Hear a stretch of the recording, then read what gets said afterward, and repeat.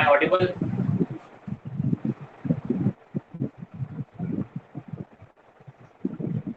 Yes, sir.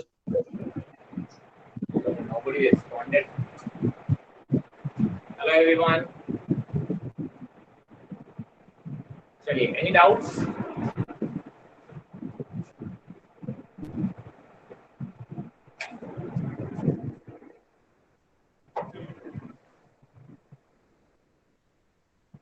कोई doubt? DPPs में कोई डाउट? डीपीपीज मिल गई सबको? सॉल्व कर ली?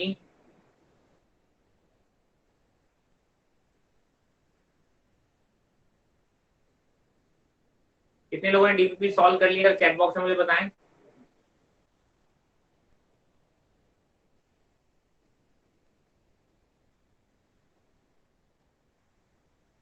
John,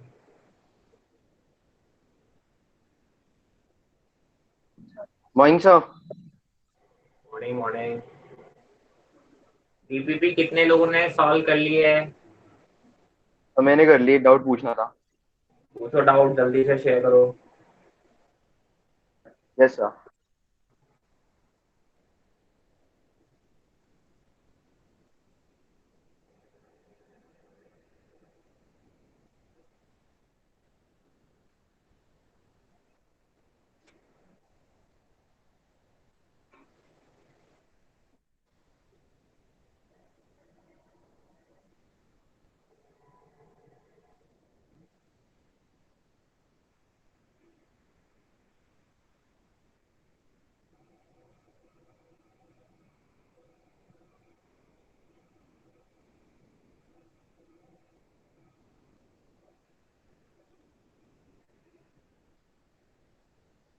sir question number 10। If the internal energy of N1 moles of helium at temperature 10 T is equal to the internal energy N2 moles of hydrogen at temperature 60, the ratio of N1 and N2 is। हाँ जी, क्या दिक्कत हुआ? Sir ये तो कर लिया, answer 3/5 आया। 3/5 आया? क्या क्या वैल्यू रखी है देखो, आपने क्या लगा होगा? N1 CV T1 should be equal to N2 CV2 T2, यही लगाया है? हाँ जी सर। N1 की वैल्यू कितनी है? N1 CV1 हीलियम के लिए CV की वैल्यू कितनी रखी है? सर मैंने ऐसे नहीं करा सर, मैंने ऐसे करा 5/2 N1 RT equals to 5/2 N2 RT। 5/2 N1 N1 RT। RT, ये क्या है? किस चीज की वैल्यू है?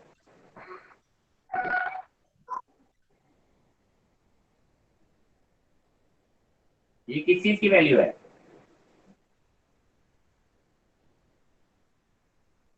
इंटर एनर्जी का ये फॉर्मूला होता है कि नहीं होता, ये बताओ मुझे।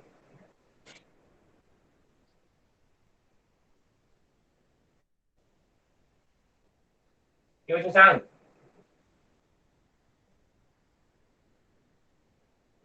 क्या क्या ये?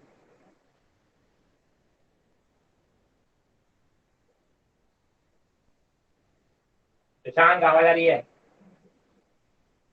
Yes sir, yes sir. मैंने कहा ये फॉर्मूला होता है इंटर एनर्जी का कि ये होता है, ये बताओ। ऊपर वाला। ये क्यों लगा रहे हो? अभी गलत हो गया। ये किस चीज का फॉर्मूला है? आपको ये चीज दिमाग में क्यों आई, मैं बस ये जानना चाह रहा हूँ।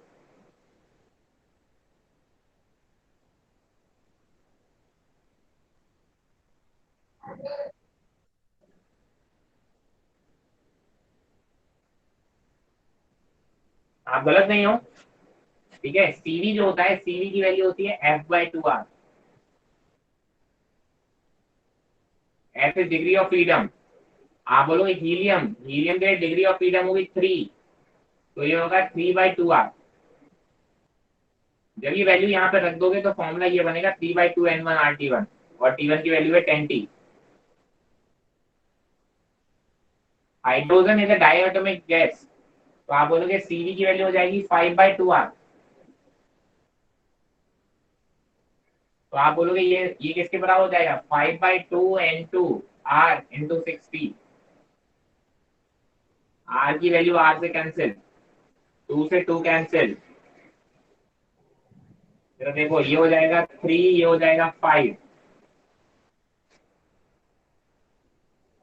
कितना हो गया 15 n1 और t से t कैंसिल हो ही गया इज इक्वल टू, एक सेकंड, 5 से 5 भी कैंसिल हो जाएगा, जो वैल्यू आ रही है वो आ रही है 3n1 इज इक्वल टू 3 से 3, क्या रेशियो क्या 1:1 है क्या? Yes sir. आंसर 1:1 ही है बेटा। आप गलत फॉर्मूला लगा रहे हो, आपने कहीं से भी उठा के 5/2 n1 r1 t1 लगा दिया, जो कि गलत है। ये डायरेक्ट हीलियम जो है वो आपकी मोनो एटम में क्या है, मोनो एटम में डिग्री ऑफ फ्रीडम 3 होती है, तो Cd की वैल्यू 3/2r होगी, आप गलत लग रहे हो 5/2r लिख रहे हो। तो ये फॉर्मूला आपने कहीं ना कहीं से दिमाग में आया होगा, भाई साहब फॉर्मूला ये है, जो चीज है वही लगाओ ना, आपने मन से कुछ भी मेरे दिमाग में आ गया मैंने लगा दिया, गलत है।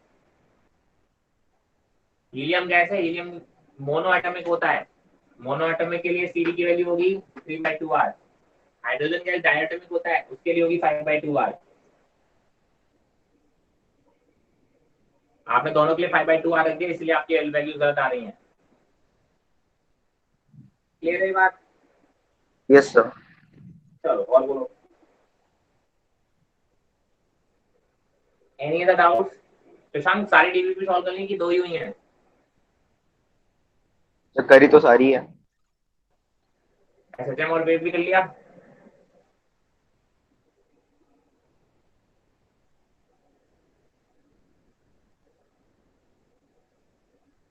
बाकी लोगों ने, सिर्फ जॉन ने मेरे को रिप्लाई दिया कि हाँ उसने कर लिया, बाकी लोगों ने कोई डीपीपी सॉल्व नहीं किया, सिर्फ क्रैश कोर्स में आके यहाँ पे क्लास में बैठ रहे हैं। अगर आप डीपीपी सॉल्व नहीं कर रहे हैं तो फिर यहाँ पे बैठने का कोई भी फायदा नहीं है, आपको पहले बता दे रहा हूँ। प्रैक्टिस नहीं करोगे तो खूब क्लासेस अटेंड कर लो, सिलेक्शन नहीं हो पाएगा सर। प्रैक्टिस आपको करना पड़ेगा, प्रैक्टिस करोगे तो ही क्वेश्चन बनेंगे। सर ये क्वेश्चन नंबर 9 में इसका आंसर एडियाबैटिक नहीं होना, आइसोथर्मल नहीं होना चाहिए। A sample of gas expands from volume V1 to V2. The amount of work done by the gas is greatest when the expansion is isobaric. Graph बनाओ ना बेटा। आइसोबैरिक। भाई साहब पीवी कर्व, ये V1 वैल्यू है और V2 है। मैंने कहा सर मान लो ये, आप बोलते हो कि सर यहाँ से कोई इनिशियल वैल्यू ये है, यहाँ से यहाँ तक जाना है V2 तक। आइसोबैरिक प्रोसेस के लिए मतलब प्रेशर कांस्टेंट, तो यहाँ से यहाँ जाने के लिए आप बोलोगे ये लाइन होगी।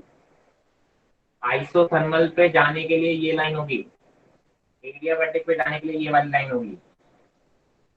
अब आप देख लो किसके अंडर सबसे ज्यादा वर्क डन आएगा, जिसके अंडर एरिया सबसे ज्यादा होगा, तो ऑब्वियसली ये वाली लाइन के अंदर एरिया बहुत ज्यादा है। शांत,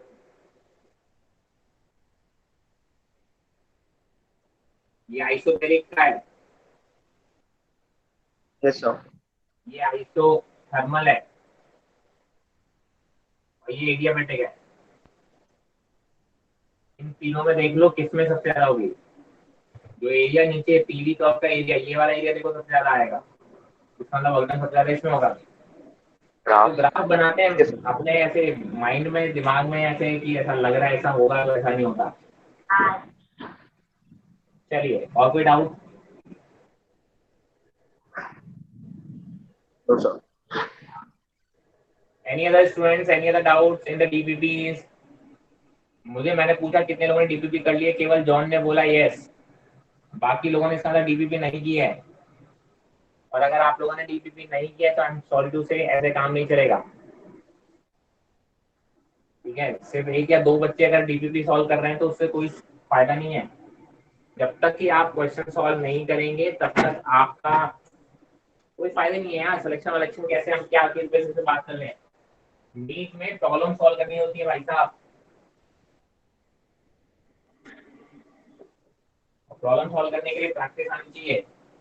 प्रैक्टिस आप लोग कर नहीं रहे हैं तो फिर क्या, कैसे बेसिस पे हम सिलेक्शन की बात करेंगे, मुझे नहीं मालूम। सिर्फ और सिर्फ थ्योरी पढ़ने से या फिर क्लासेस अटेंड करने से नीट सिलेक्शन नहीं होगा, कोई फायदा नहीं हो जाएगा हमारे क्लासेस करने का या कोर्स करने का, अगर हम प्रैक्टिस नहीं करेंगे, और जो कि हम नहीं कर रहे हैं। चलिए मुझे बताओ एग्जैक्टली क्या बात हो रही थी, कहाँ तक बातें पहुंच गई थी।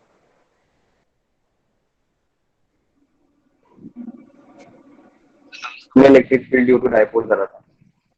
Electric field due to dipole की बातें हो गई थी, राइट? Yes sir. चलो, आप लोगों का टेस्ट होगा वेंसडे को, राइट? सिलेबस आपको पता है, क्लियर है? हमारी बात हो चुकी है सिलेबस को लेके क्या? No sir.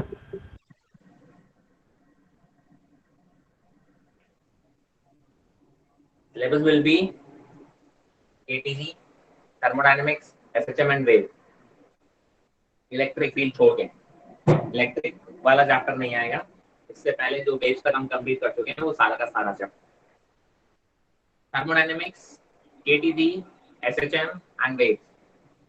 कोई डाउट? इसीलिए मैंने आपको डीपीपी दी थी कि आप डीपीपी को सॉल्व कर लो, ताकि आप टेस्ट से पहले प्रॉपर्ली आपके पास टाइम हो, आप उनको डिस्कस कर लो, अपने डाउट्स क्लियर कर लो। ठीक है, 2 DPP I guess day before yesterday मिल गई होंगी, 2 डीपीपी आपको कल मिल गई होंगी। प्रैक्टिस तो भाई साहब डेली के डेली कम से कम, ज्यादा क्वेश्चन मैं दे नहीं रहा हूँ, मैं 15 से 20 क्वेश्चन दे रहा हूँ पर डीपीपी। 15 टू मतलब 60 क्वेश्चंस आपको बेसिकली दी, तो ऑनलाइन 60 टू 70 क्वेश्चंस आपको दिए, और वो भी अगर आप नहीं करेंगे तो कैसे काम। मैं कहता हूँ भाई साहब डेली का 100 क्वेश्चन का एवरेज होना चाहिए एक सब्जेक्ट का, और आप 2 दिन में भी 60 क्वेश्चंस नहीं कर रहे हैं तो भाई साहब आई एम सॉरी, यही बोल पाऊंगा मैं। ठीक है, तो भाई साहब प्रैक्टिस बढ़ा लो, अभी भी 2 मंथ हैं, अभी भी आप सिलेक्शन ले सकते हैं, और सिलेक्शन लेने के लिए अभी भी प्रैक्टिस की जरूरत पड़ेगी। ये 2 मंथ में निकल जाएंगे, जैसे इतना टाइम निकल गया, पहले पूरा टाइम निकल गया, क्रैश कोर्स स्टार्ट हो गया, क्रैश कोर्स के 2 मंथ भी निकलने को आ गए, है ना? अगर हम क्रैश कोर्स की बात करें, जो क्रैश कोर्स स्टार्ट हुआ था उसका ये टारगेट था कि आपका जो 29 जुलाई के अराउंड जो नीट होने वाला था, हम उससे पहले अपना सिलेबस कंप्लीट कर लेंगे। वो 29 जुलाई का भी टाइम निकल जाएगा 10-15 दिन में, फिर भी हमने प्रैक्टिस नहीं की है, तो भाई कोई फायदा नहीं हुआ ना। फिर हमारा फायदा क्या हुआ हमारे क्रैश कोर्स ज्वाइन करने का, अगर हम प्रैक्टिस करें ही नहीं। अब आपको लग रहा है 2 मंथ और मिल गए, सर ये 2 मंथ भी ऐसे निकल जाएंगे जैसे पहले निकल गए, पता भी नहीं चलेगा। ये उनके लिए अच्छा है जो प्रैक्टिस कर रहे हैं, उनको जरूर अच्छा लगेगा, चलो ठीक है 2 मंथ और मिले और प्रैक्टिस कर लेंगे। तो जो प्रैक्टिस नहीं कर रहे उनके लिए 2 मंथ के मैं 2 साल एक्स्ट्रा दे दूं तो भी कोई मतलब का नहीं है। और जो एक्स्ट्रा टाइम का वेट कर रहा है, समझ जाना कि वो टेस्ट से डर रहा है। ठीक है, और जो डर रहा है टेस्ट से, उसका सिलेक्शन होना बहुत मुश्किल है। चलिए, तो हमने बात की थी इलेक्ट्रिक फील्ड। इलेक्ट्रिक फील्ड वाले चैप्टर में हमने सबसे पहले चार्जेस की बात की, फिर हमने मेथड ऑफ चार्जिंग की बात की, thereafter we have talked about the Coulomb's law and then we talked about electric field, और फिर हमने बोला electric field due to a point charge और due to group of point charges, and उसी की एक एप्लीकेशन थी electric field due to dipole. Dipole is nothing but the 2 point charges opposite sign के, इक्वल मैग्नीट्यूड के, उनका एक combination, एक सिस्टम है, उसको हमने बोल दिया डाइपोल।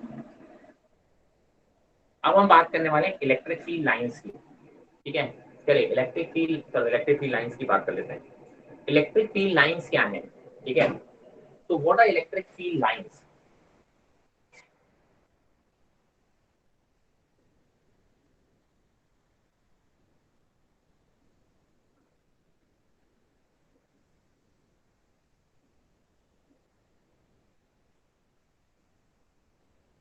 इलेक्ट्रिक फील्ड लाइंस क्या है? ये इमेजिनरी कर्व है,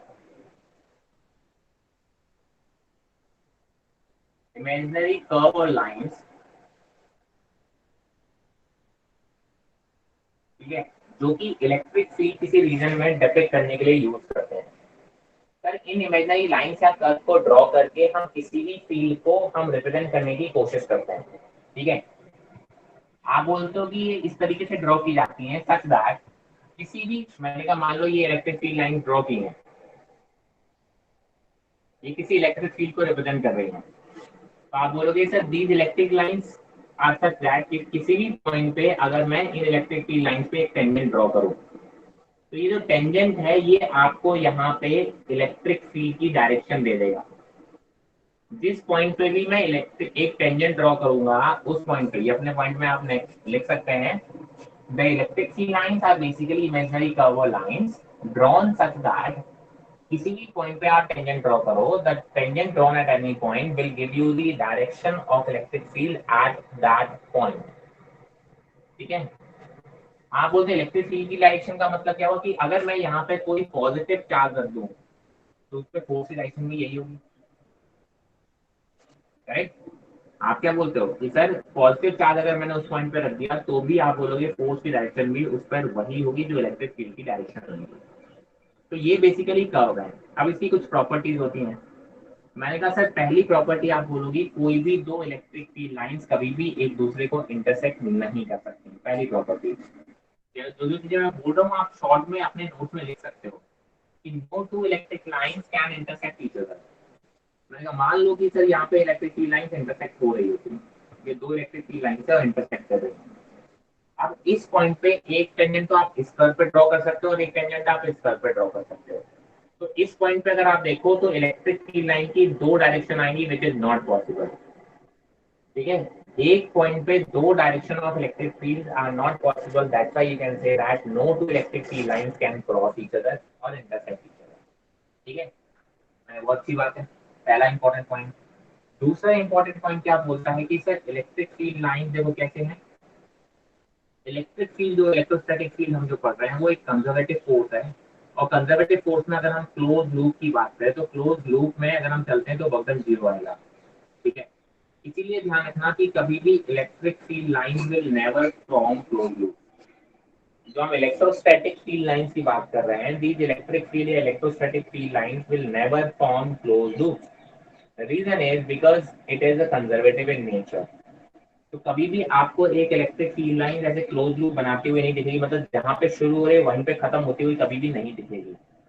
ठीक है, दूसरा पॉइंट।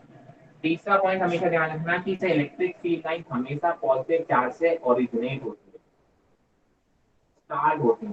पॉजिटिव चार्ज से हमेशा स्टार्ट होंगी और आप बोलते हो कि नेगेटिव चार्ज पे हमेशा खत्म हो गई। They originate at the positive charge and terminate at the negative charge। हमेशा नेगेटिव चार्ज पे टर्मिनेट होंगी और पॉजिटिव चार्ज पे ओरिजिनेट होंगी।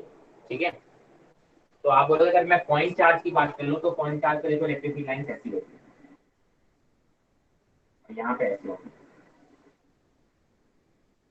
तो ये पॉइंट चार्ज की वजह से इलेक्ट्रिक फील्ड लाइन। ठीक है, ऑब्वियस सी बात है, अगर पॉइंट चार्ज से ओरिजिनेट हो रही है तो पॉइंट चार्ज पे वापस खत्म नहीं हो सकती, मतलब कभी भी क्लोज लूप नहीं बना सकती। तो इस चीज को ध्यान रखेंगे। तो ये एक पॉजिटिव पॉइंट चार्ज की वजह से इलेक्ट्रिक फील्ड लाइन को कैसी दिखती है और ये electric field line negative point charge की वजह से कैसी दिखेंगी। अगर मैंने बोला कि दो पॉजिटिव चार्ज आपने पास पास रखनी है तो इलेक्ट्रिक फील्ड लाइन कैसी होगी, तो आप बोलोगे सर जो इलेक्ट्रिक फील्ड लाइंस होंगी वो रिपेल करेंगी एक दूसरे को, पॉजिटिव चार्ज क्या करता है, रिपेल करता है। वैसे तो इलेक्ट्रिक फील्ड लाइंस तो कैसी ड्रॉ होनी चाहिए थी पॉजिटिव चार्ज की वजह से, लेकिन ये बगल में अगर ये आ गया तो ये इलेक्ट्रिक फील्ड लाइन घूम जाएगी, क्योंकि रिपल्सन की वजह से ये इलेक्ट्रिक फील्ड लाइन कैसी हो जाएंगी, कुछ इस टाइप से हो जाएंगी। सिमिलरली यहाँ पे भी ऐसी हो जाएंगी, रिपल्सन की वजह से इलेक्ट्रिक फील्ड लाइन कैसे हो जाएंगी, तो कैसे हो जाएंगी। अगर ये दोनों कैसे हैं, सेम चार्ज है, सेम दोनों पॉजिटिव चार्ज है तो, या सेम नेगेटिव होते तो भी आप बोलते रिपल्सन की वजह से क्या होता, घूम जाती है।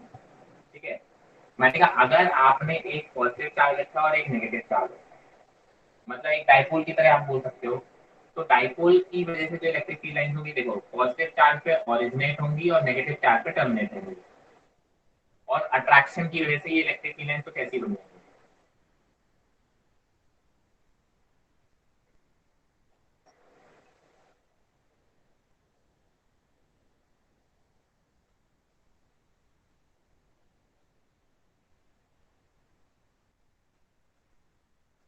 देखो तो स्टैंडर्ड आप बोल सकते हो कि सर इलेक्ट्रिक फील्ड लाइंस के डायग्राम्स हैं। ठीक है, इसमें आप हर जगह वो प्रॉपर्टीज आप देख पा रहे होगे, जो प्रॉपर्टीज हमने बातें की हैं कि sir no two electric field line are intersecting each other, positive charge पे ओरिजिनेट होती है, नेगेटिव पे टर्मिनेट होती है, और कभी भी क्लोज लूप नहीं बनाएंगे। क्लोज लूप का मतलब है जहां से स्टार्ट वहीं पे शुरू हो, ऐसा नहीं हो सकता। तो ये कुछ आप बात कर सकते हो कि इलेक्ट्रिक फील्ड लाइन की कुछ बातें होती है। ठीक है, कोई डाउट है तो पूछ लो, अदरवाइज स्क्रीनशॉट ले लो। ऐसे कुछ स्टैंडर्ड फिगर के हमें इलेक्ट्रिक फील्ड लाइन पता होने चाहिए।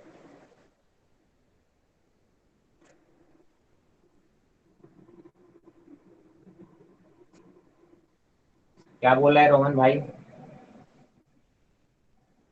Induce electric field is conservative और नॉन कंजर्वेटिव। हम बात करें इलेक्ट्रोस्टैटिक फील्ड और इलेक्ट्रिक फील्ड की, right. Induce electric field are different kind of electric field, we are not talking about them right now, ठीक है। जब वो आएंगी तब हम उसके बारे में बात करेंगे। And they are not conservative, they are not electrostatic field. ध्यान रखेंगे, इलेक्ट्रोस्टैटिक फील्ड या इलेक्ट्रिक फील्ड हम जब बोलते हैं और इंड्यूस इलेक्ट्रिक फील्ड बोलते हैं, वो दो अलग अलग चीजें हैं। दोनों इलेक्ट्रिक फील्ड नहीं है, आप ऐसा मत सोच लेना। जब भी हम नॉर्मल इलेक्ट्रिक फील्ड की बात करें, we are talking about the electrostatic field. And when the term induce electric field की बात करेंगे, that is a separate electric field, we are not talking about those here, ठीक है। Gravitational force or electrostatic force are two different forces. When we are talking about gravitational force, we are talking about the gravitational force. When we are talking about electrostatic force, we are talking about the electrostatic force. ऐसा नहीं कि दोनों force हैं तो सारी property same होंगी, दो अलग अलग काइंड ऑफ फोर्स हैं। ऐसे ही दोनों इलेक्ट्रिक फील्ड होंगी तो सारी इलेक्ट्रिक फील्ड की आप बोलोगे प्रॉपर्टी सेम होंगी, ऐसा जरूरी नहीं है। When we are talking about normal electric field, we are talking about electrostatic field, which is very much different from the induced electric field, ठीक है। That is different kind of electric field and we are not talking about them right now, ठीक है। We are talking about normal electric field only. जब भी वो आएंगी उनके बारे में बात होगा।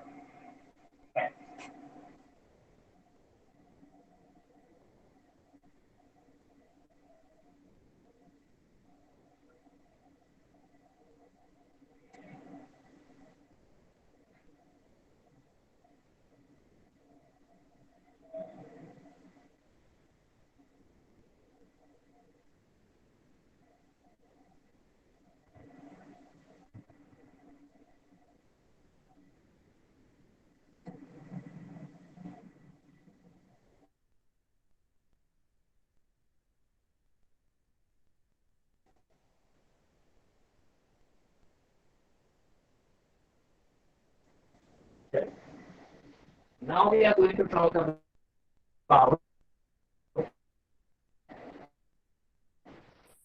सर आपकी स्क्रीन शो नहीं हो रही। अभी तक हमने बात की सर स्क्रीन शो नहीं हो रही।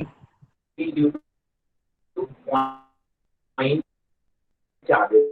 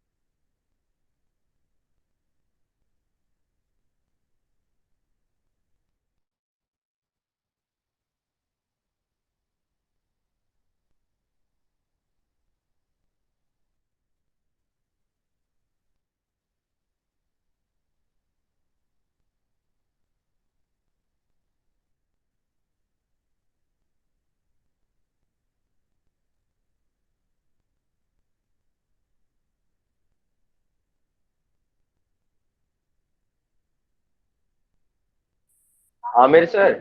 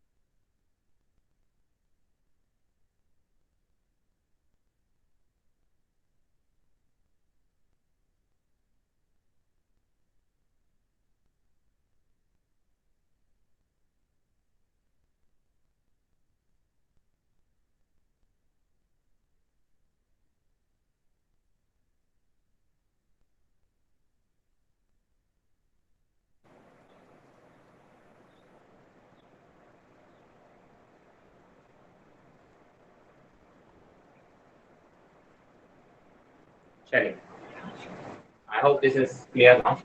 ठीक है, मैंने कहा अभी तक हमने की थी electric field due to point charges या फिर ग्रुप ऑफ पॉइंट चार्जेस के ऊपर, बट हमेशा हमको पॉइंट चार्जेस तो मिलेंगे नहीं, हमको बॉडीज मिलेंगी, चार्ज बॉडीज मिलेंगी, एक्सटेंडेड बॉडीज हम बोलते हैं, बड़ी बड़ी बॉडीज मिलेंगी। तो हम उनकी वजह से कैसे निकालेंगे? तो देखो, कूलम्स लॉ हमेशा पॉइंट चार्जेस के लिए वैलिड होता है। तो कभी भी ऐसे मैंने एक्सटेंडेड बॉडीज की अगर हम बात करें, अगर हम एक्सटेंडेड बॉडीज की वजह से अगर हम बात करेंगे, तो हमें निकालने के लिए सर इंटीग्रेशन वाला यूज करना पड़ेगा। तो ध्यान रखेंगे, अगर कोई लाइन चार्ज है इस टाइप से, आपने बोला कि सर ये लाइन चार्ज है, आपने बोला कि सर यहाँ पे चार्ज को डिस्ट्रीब्यूट किया गया है, तो पूरा का पूरा चार्ज जो है, अगर मान लो इसकी लेंथ L है, तो आप बोलोगे पूरा जो चार्ज Q दिया गया है वो पूरी लेंथ पे अगर यूनिफॉर्मली डिस्ट्रीब्यूटेड होगा, तो इसके लिए क्या डिफाइन होगा? Lambda, that is linear mass density, that is Q by L। तो क्या बोलते हैं? Linear charge density, linear charge density. ठीक है, सिमिलरली अगर कोई 2D बॉडीज आ जाएगी, 2D बॉडीज आ गई, अब आप बोलोगे जो चार्ज आप दोगे वो पूरे सरफेस पे आपका डिस्ट्रीब्यूट होगा, तो आप बोलोगे सर यहाँ पे जो चार्ज डिस्ट्रीब्यूट होगा उसके लिए हम डिफाइन करते हैं सिग्मा, सिग्मा होगा Q अपॉन एरिया। आप बोलोगे सरफेस चार्ज डेंसिटी, उसको क्या बोलते हो? Surface charge density.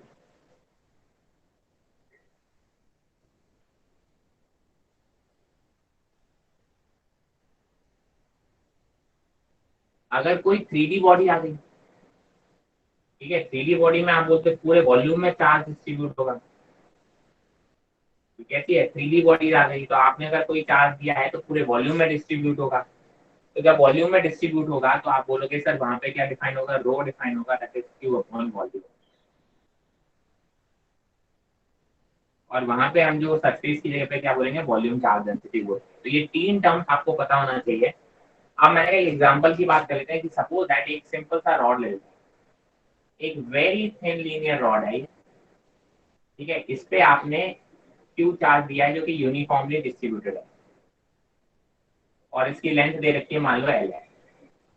आपने बोला कि सर इस एंड से एक x जो भी दूरी पर आप बोलते हो कि सर यहाँ पे आप बोलते हो a दूरी पर एक पॉइंट मास लग गया small q, find the charge या फाइंड द इलेक्ट्रिक फील्ड। आप बोलते हैं इस पॉइंट पे इलेक्ट्रिक फील्ड बता दो, इस पॉइंट पे इलेक्ट्रिक फील्ड कैसे फाइंड आउट करोगे? हमने कहा electric field due to point charge आपको पता है, बट ऐसे बड़ी बड़ी बॉडीज की वजह से आपको नहीं पता है।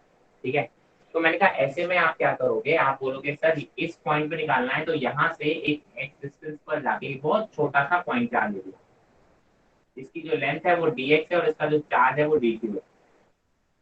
कहाँ से सर? इससे x डिस्टेंस। मैंने कहा सर इस dq की वजह से यहाँ पे इलेक्ट्रिक फील्ड होगा, एक छोटा सा इलेक्ट्रिक फील्ड होगा, and that is equal to k dq by X square. I hope इसमें किसी को कोई दिक्कत नहीं होगा। अब इस dq की वजह से जो इलेक्ट्रिक फील्ड होगा वो अवे होगा, क्योंकि पॉजिटिव चार्ज है तो इलेक्ट्रिक फील्ड ऐसा होगा। मैंने कहा ऐसे ही छोटे छोटे छोटे छोटे छोटे छोटे छोटे चार्जेस अगर सबकी वजह से इलेक्ट्रिक फील्ड निकाले तो सबकी वजह से ऐसी आएगी, और हम सिंपली उनको ऐड कर सकते हैं बिकॉज एक ही डायरेक्शन में है। तो टोटल इलेक्ट्रिक फील्ड निकालना है तो आप क्या करोगे सर? टोटल इलेक्ट्रिक फील्ड निकालने का तरीका होगा कि आप उसे सबको क्या कर दोगे? इंटीग्रेट कर दोगे। क्लियर है? अब dq की वैल्यू कैसे निकालोगे? मैंने कहा सर इसके लिए लैम्डा क्या होगा? आप बोलोगे लैम्डा हो गया Q/L, पूरी चार्ज पर यूनिट लेंथ की वैल्यू कितनी आ गई? चार्ज पर यूनिट लेंथ की वैल्यू आ गई Q/L। मैंने कहा सर अगर एक यूनिट लेंथ में कितना चार्ज है? आप बोलोगे Q/L। तो मैंने कहा 2 यूनिट की बात करो तो क्या करोगे? 2 से मल्टीप्लाई कर दोगे। 3 यूनिट की बात करोगे तो 3 से मल्टीप्लाई कर दोगे।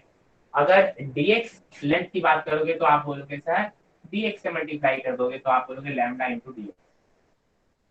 तो dx यूनिट में कितना चार्ज होगा? आप बोलोगे lambda into dx, that is Q/L into dx।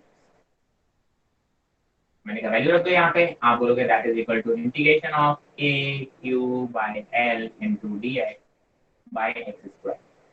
अब k कांस्टेंट है, q कांस्टेंट है, l कांस्टेंट है, वेरिएबल केवल x है, तो आप बोलोगे इन सबको तो बाहर ले सकते हो, k q बाय l, और इंटीग्रेशन कर दोगे एक्स स्क्वायर ऐसे। अब x की लिमिट रख दो। मैंने बोला सबसे पहला एलिमेंट कहाँ मिलेगा? यहाँ पे, तब x की वैल्यू किसके बराबर होगी? 1 बराबर होगी। ऐसे छोटे छोटे सारे एलिमेंट की वजह से निकालोगे, सबसे आखिरी एलिमेंट मिलेगा मुझे यहाँ पे, तब x की वैल्यू कितनी होगी सर? x की वैल्यू तब l प्लस ए होगी। तो आप बोलोगे आपकी लिमिट्स होगी ये, x की वैल्यू a से लेके l प्लस ए तक। एक्स स्क्वायर 1/x² का इंटीग्रेशन करोगे तो वो आएगा k³ माइनस 1/x, और लिमिट रख दो l प्लस ए अपॉन ए, सॉल्व कर लोगे और आपका आंसर आ जाएगा। तो आप बेसिकली कहोगे जब भी हमें बड़ी बॉडीज की वजह से कहीं पे इलेक्ट्रिक फील्ड निकालना है या किसी पॉइंट चार्ज पे फोर्स निकालना है, तो आप बोलोगे क्या करोगे, उन बड़ी बॉडीज को छोटे छोटे पॉइंट चार्ज में आप क्या करोगे, ब्रेक कर लोगे, और फिर आप कूलम्स लॉ लगा के या एक पॉइंट चार्ज की वजह से इलेक्ट्रिक फील्ड निकाल के उनको क्या कर दोगे, इंटीग्रेट कर दोगे, and you will be able to find it. I hope this is very clear, इसमें कहीं कोई दिक्कत नहीं है, ठीक है? तो इसमें कहीं कोई दिक्कत है तो आप पूछ सकते हो, एल्स आप इसका स्क्रीनशॉट लेके आगे बढ़ सकते हो। Any doubts? लिमिट कैसे लिया बता दो। लिमिट होता है सर, सारे पूरे उसको आपने बहुत छोटे छोटे पॉइंट चार्ज में डिवाइड कर दिया। मैंने कहा सबसे पहला पॉइंट चार्ज कहाँ होगा, यहाँ पर होगा, ऐसे दूसरा तीसरा चौथा पांचवा छठवां सातवां आठवां, ऐसे बहुत सारे चार्ज होंगे। तो जब पहला पॉइंट चार्ज मिलेगा तो उसकी डिस्टेंस यहाँ से कितनी होगी, आपने बोला इस पॉइंट चार्ज की डिस्टेंस कितनी है, एक्स है। पहला पॉइंट चार्ज जब होगा तब ये एक्स की वैल्यू किसके बराबर होगी, ए के बराबर होगी। ऐसे ही सबसे आखिरी वाला पॉइंट चार्ज मुझे यहाँ मिलेगा तब एक्स की वैल्यू कितनी होगी, तो यहाँ से यहाँ तक की distance that is L plus a होगी। तो लिमिट हमने इसीलिए एक्स की वैल्यू कहाँ से ली, एक्स की वैल्यू ए होगी, और उसके बाद फाइनल लास्ट वाली की होगी L plus A. Is it clear? चलिए, एनी अदर डाउट, और you can take the screenshot.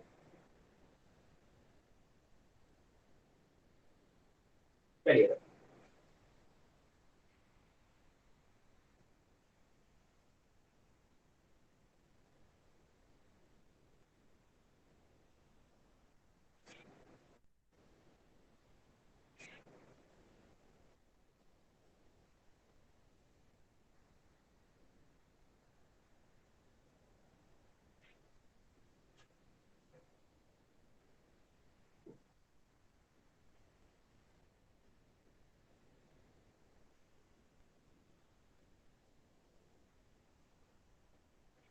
मैंने कहा now we are going to talk about flux, electric flux.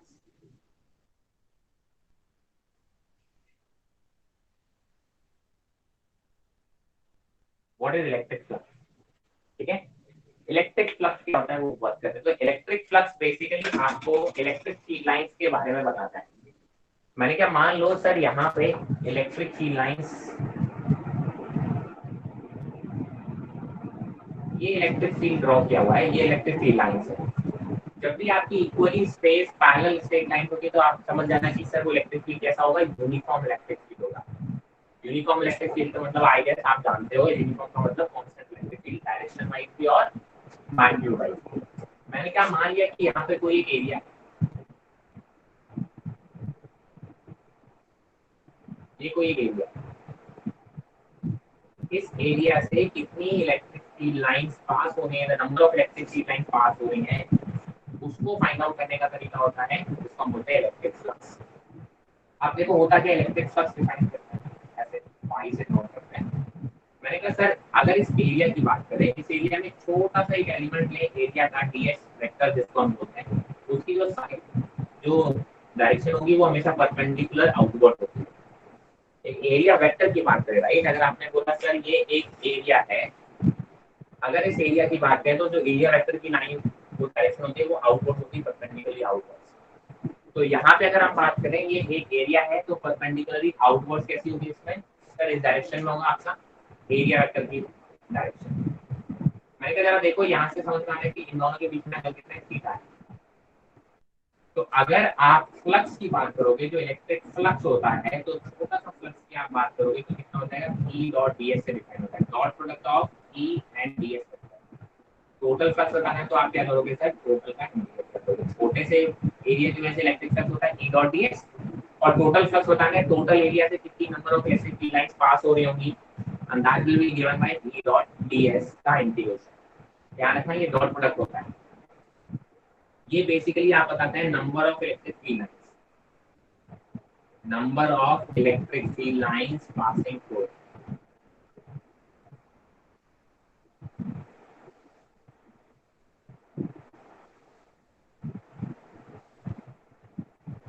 ठीक है फ्लक्स। अगर इसकी कोई यूनिट बनाना चाहे तो एक तो ये डॉट प्रोडक्ट है, डॉट प्रोडक्ट का रिजल्ट हमेशा स्केलर होता है, तो सर ये भी स्केलर होगा। तो इसकी यूनिट की बात करना चाहे तो देखो ऐसा यूनिट क्या होगी सर, आपको इलेक्ट्रिक फील्ड की पता है कितनी होती है, वोल्ट पर मीटर इनटू क्या है एरिया, एरिया मतलब मीटर स्क्वायर, तो बेसिकली क्या आ गई वोल्ट मीटर, इसकी ऐसा यूनिट हो गई। ठीक है, तो इस तरीके से आप इसकी ऐसा यूनिट भी निकाल सकते हैं। चल मैंने कहा इलेक्ट्रिक फ्लक्स बहुत इंपॉर्टेंट टर्म है, ध्यान रखेंगे क्योंकि इलेक्ट्रिक फ्लक्स पे बेसिस में जो लॉ आने वाला है दैट इज गॉस लॉ, और गॉस लॉ जो है इस चैप्टर का सबसे इंपॉर्टेंट पार्ट है, क्योंकि गॉस लॉ से बहुत ज्यादा क्वेश्चन पूछे जाते हैं, एक डायपोल और एक गॉस लॉ, ये दो बहुत इंपॉर्टेंट पार्ट है इस चैप्टर के जिनसे क्वेश्चन बहुत ज्यादा पूछे जाते हैं। अब गॉस लॉ क्या बोलता है, अगर गॉस लॉ की अगर हम बात करें तो हमने कहा सर कोई भी एक सरफेस, अगर ये एक क्लोज सरफेस है, ध्यान रखेंगे सर ये क्लोज सरफेस है, और क्लोज सरफेस में आपने बोला कि सर कुछ चार्जेस रखने हैं, कुछ अंदर रखने plus Q1 minus Q2 plus Q3, यहाँ पे कुछ चार्ज रखना है Q4। गॉस लॉ क्या बोलता है, the total flux through a close surface, ध्यान रखेंगे the total flux through a close surface is equal to the, ठीक है, आप बोलोगे जब टोटल फ्लक्स निकालना है इस क्लोज सरफेस से, the total flux through a closed surface is equal to the Q enclosed by epsilon. This is Gauss law. It means a total flux linked with a closed surface. इस closed surface से जो total flux linked होगा, that will be equal to the 1 by epsilon naught times of Q enclosed. Q enclosed का मतलब क्या है कि sir the total charge which is present inside the surface, which is present inside the surface. It means ये जो outside वाला surface का charge है उससे उसे कोई मतलब नहीं है, ध्यान रखेंगे। क्यू इनक्लोज का मतलब है, क्यू इनक्लोज अगर कोई यहाँ पे निकालेगा तो that will be equal to Q1 minus Q2 plus Q3। ध्यान रखेंगे क्यू इनक्लोज का मतलब ये है। तो आपने बोला अगर मुझसे इससे टोटल फ्लक्स निकालना है तो टोटल फ्लक्स की वैल्यू ये, ठीक है। अब आपको पता है फ्लक्स की वैल्यू क्या होती है, flux also is equal to E dot D S.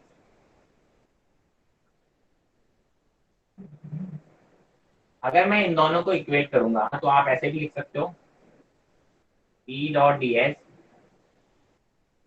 is equal to Q enclosed by epsilon naught।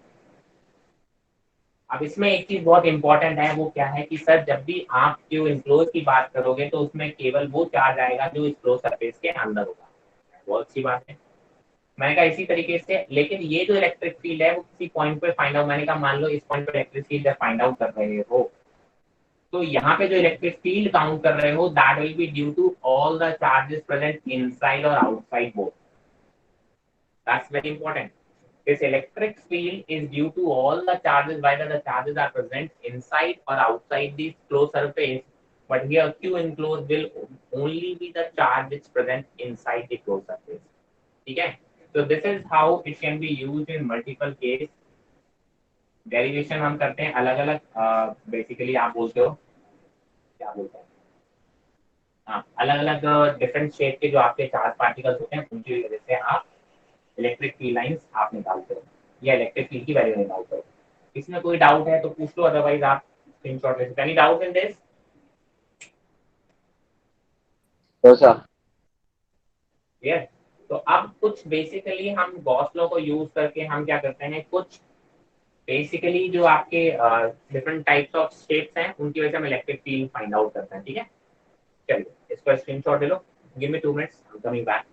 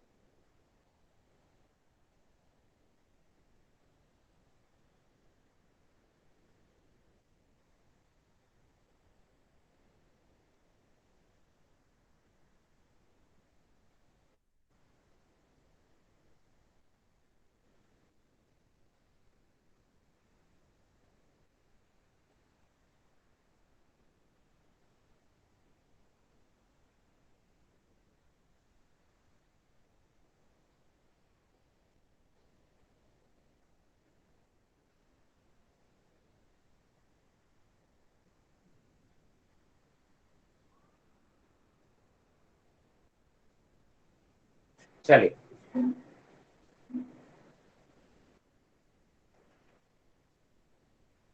ठीक है।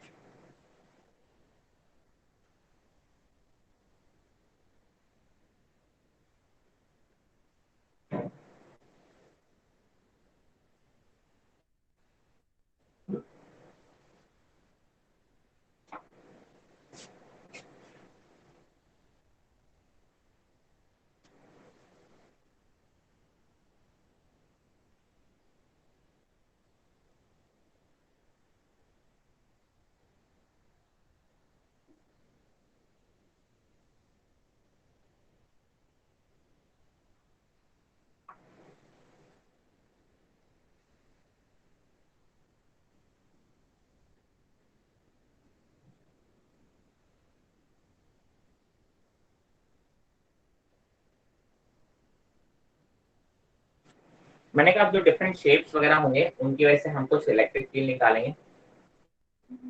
सबसे पहले हम बात करते हैं चार्ज रिंग।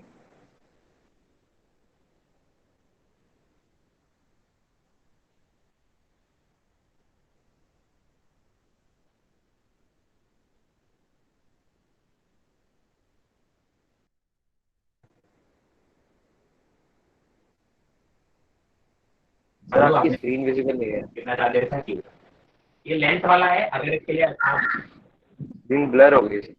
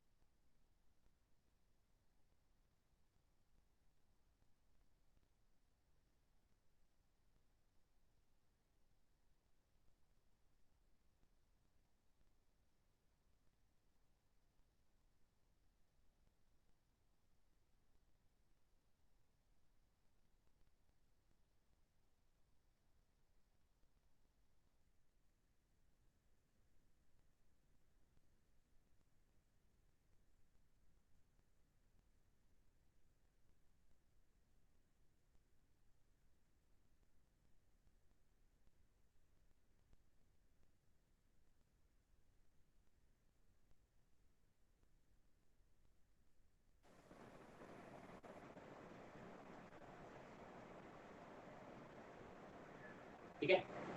मैंने कहा सर अगर ये सर्कुलर चार्ज रिंग है, अगर आप इसलिए डिफाइन करोगे तो कौन सी डिफाइन होगी? Linear charge density, because length पे रिंग का मतलब समझते ना, लेंथ पे पूरा चार्ज डिस्ट्रीब्यूट है। मैंने कहा सर इसके सेंटर से पास होने वाली लाइन को हम बोलते हैं एक्सिस।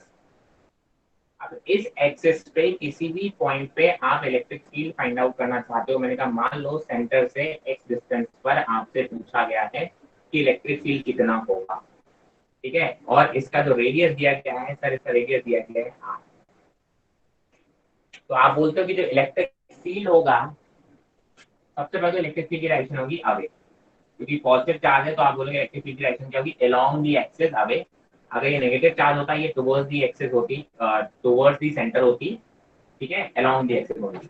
इस इलेक्ट्रिक फील्ड की जो वैल्यू आती है वो आती है k q x y R square plus X square की पावर 3/2। कितनी आती है? R square plus X square की पावर 3/2।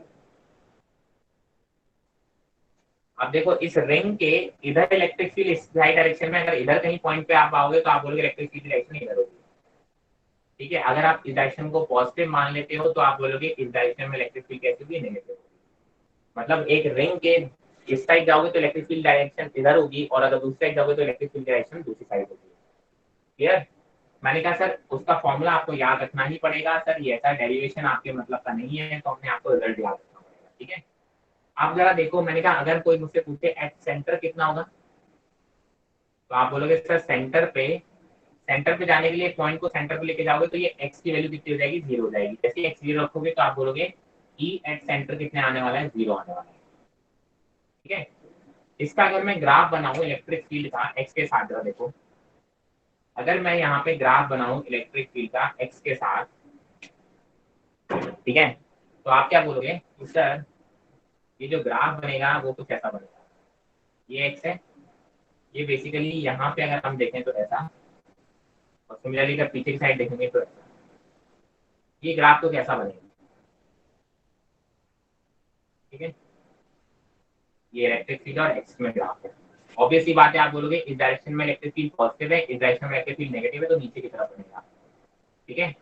अब आप देखो सेंटर पे इलेक्ट्रिक फील्ड कितनी है, 0। सेंटर मतलब एक्स की वैल्यू 0 है, वहां पे इलेक्ट्रिक फील्ड कितनी 0 है। तो दीज आर द 2 पॉइंट जहां पे इलेक्ट्रिक फील्ड की वैल्यू मैक्सिमम है। दोनों साइड एक वैल्यू है जहां पे आप बोलोगे इलेक्ट्रिक फील्ड का मैग्नीट्यूड मैक्सिमम आ रहा है। तो आप सॉल्व करके देखोगे तो आप बोलोगे सर ये एक्स की वैल्यू कितनी होगी, r/√2, r/√2, और यहाँ पे एक्स की वैल्यू कितनी हो जाएगी, -r/√2। तो दीज आर द 2 पॉइंट जहां पे आप बोलोगे इलेक्ट्रिक फील्ड कैसी होगी, मैक्सिमम होगी। इलेक्ट्रिक फील्ड मैक्सिमम कहां पर होगी, eight x equal to +-r/√2 पे आप बोलोगे इलेक्ट्रिक फील्ड कैसी होगी, मैक्सिमम।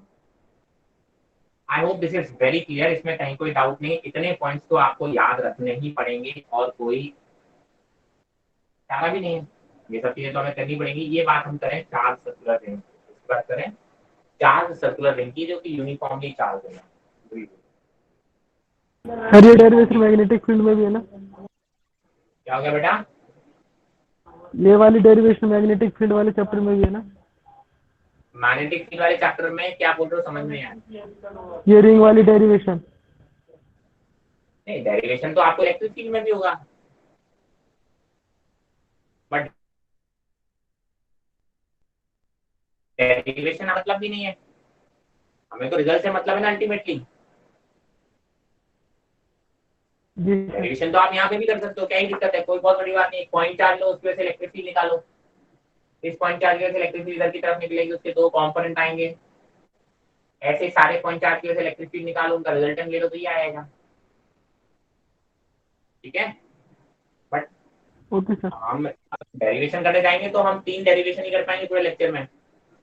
चलो, ये बात हुई हमारी यूनिफॉर्मली चार्ज सर्कुलर रिंग। अब हमने कहा और भी डिफरेंट शेप्स हैं जिनकी हम गॉस लॉ की हेल्प से हम इलेक्ट्रिक फील्ड निकालते हैं। उसमें सबसे पहले आता है स्फेरिकल शेल। स्फेरिकल शेल, या इसको हम हॉलो स्फीयर भी बोलते हैं। क्या बोलते हैं हम इसको, हॉलो स्फीयर, ठीक है। आप बोलोगे इसकी वजह से इलेक्ट्रिक फील्ड निकालेंगे, काफी इंपॉर्टेंट पॉइंट है। ये एक स्फेरिकल शेल है या हॉलो स्फीयर, इसका रेडियस है कैपिटल आर।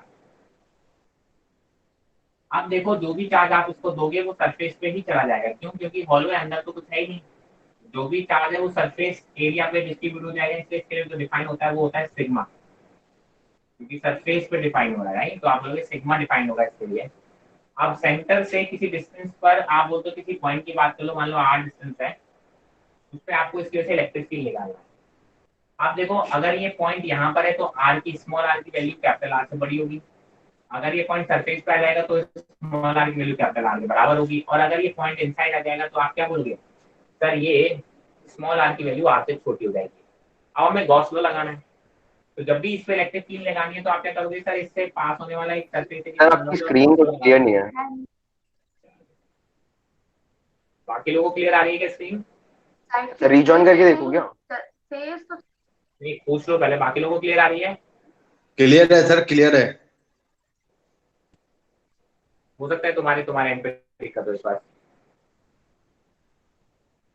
चलो, तो मैंने कहा सर अगर मैं बात करूं पहला पॉइंट, अगर आर की वैल्यू कैपिटल आर से बड़ी है, मतलब ये पॉइंट कहाँ है, आउटसाइड। अगर आउटसाइड वाले पॉइंट की बात करो तो आप बोलोगे इलेक्ट्रिक फील्ड की वैल्यू आती है that comes as K capital Q by small R square. It is same as that of a point charge is placed at this point center. Yes, hollow sphere या solid sphere की बात करें, अगर कोई point surface के बाहर लाई कर रहा है तो आप एक पॉइंट चार्ज भी अगर यहाँ रख देते हैं सेंटर पे इतने चार्ज के बराबर, तो उसकी वजह से जो इलेक्ट्रिक फील्ड आती है वही इस स्फीयर की वजह से इलेक्ट्रिक फील्ड आएगी। सिमिलर पॉइंट चार्ज आती है इलेक्ट्रिक फील्ड। तो आप बोलोगे ये आ जाएगा। मैंने कहा सेकंड अगर हम बात करें, अगर मेरा सरफेस पे पॉइंट होता तो आर की वैल्यू कितनी हो जाती है, आप बोलते सर तब आर की वैल्यू कैपिटल आर के बराबर हो जाती है। तो जो इलेक्ट्रिक फील्ड की वैल्यू आती है वो आती है K capital Q by R square. यहाँ तक किसी कोई दिक्कत नहीं होनी चाहिए। अगर तीसरा पॉइंट हम बात करें, अगर आर की वैल्यू लेस देन आर होगी, मतलब अब ये पॉइंट इनसाइड आ गया, ये आउटसाइड था, ये सरफेस पे था और ये इनसाइड था, अगर मान लो ये पॉइंट यहाँ कहीं होता है इनसाइड, अगर मैं इसमें गॉसियन सरफेस पास करूँ, इस गॉसियन सरफेस के अंदर कोई भी चार्ज नहीं आया। जब गॉसियन सरफेस के अंदर कोई भी चार्ज अगर नहीं आएगा तो उस गॉसियन सरफेस से फ्लक्स की वैल्यू भी कितनी हो जाएगी, जीरो हो जाएगी। मतलब ई डॉट डी एस भी कितना हो जाएगा, जीरो। मतलब इलेक्ट्रिक फील्ड कितनी हो जाएगी, जीरो। तो आप बोलोगे inside electric field is zero.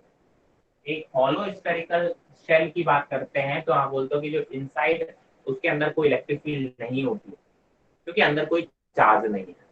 ठीक है, अब इसका ग्राफ बहुत इंपॉर्टेंट है, कई बार पूछा जा चुका है। तो आप बोलते हो अगर मैं इलेक्ट्रिक फील्ड का ग्राफ बनाऊं स्मॉल आर्क्स के साथ, तो आप क्या बोल रहे हैं, कुछ ऐसा बनता है। जीरो से लेके सरफेस तक तो इलेक्ट्रिक फील्ड कितनी है, जीरो। स्क्रीन बार बार ब्लर हो जा रही है सर।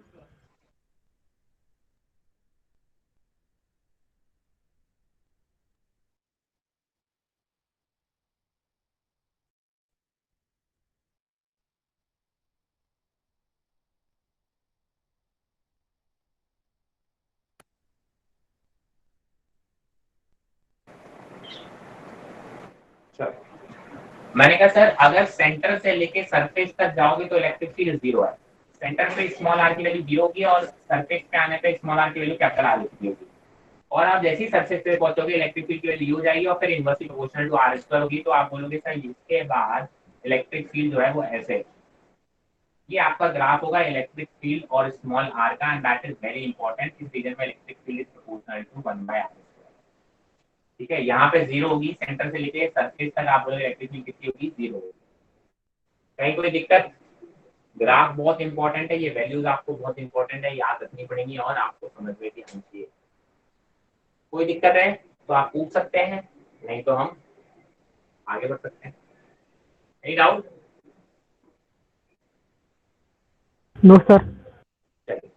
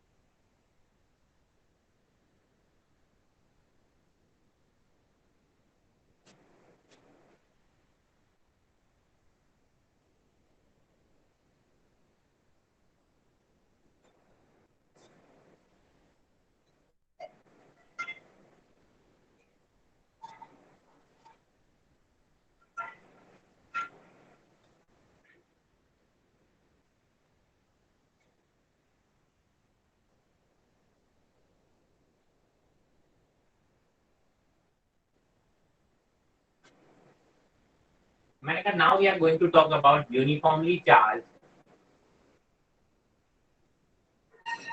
Solid state.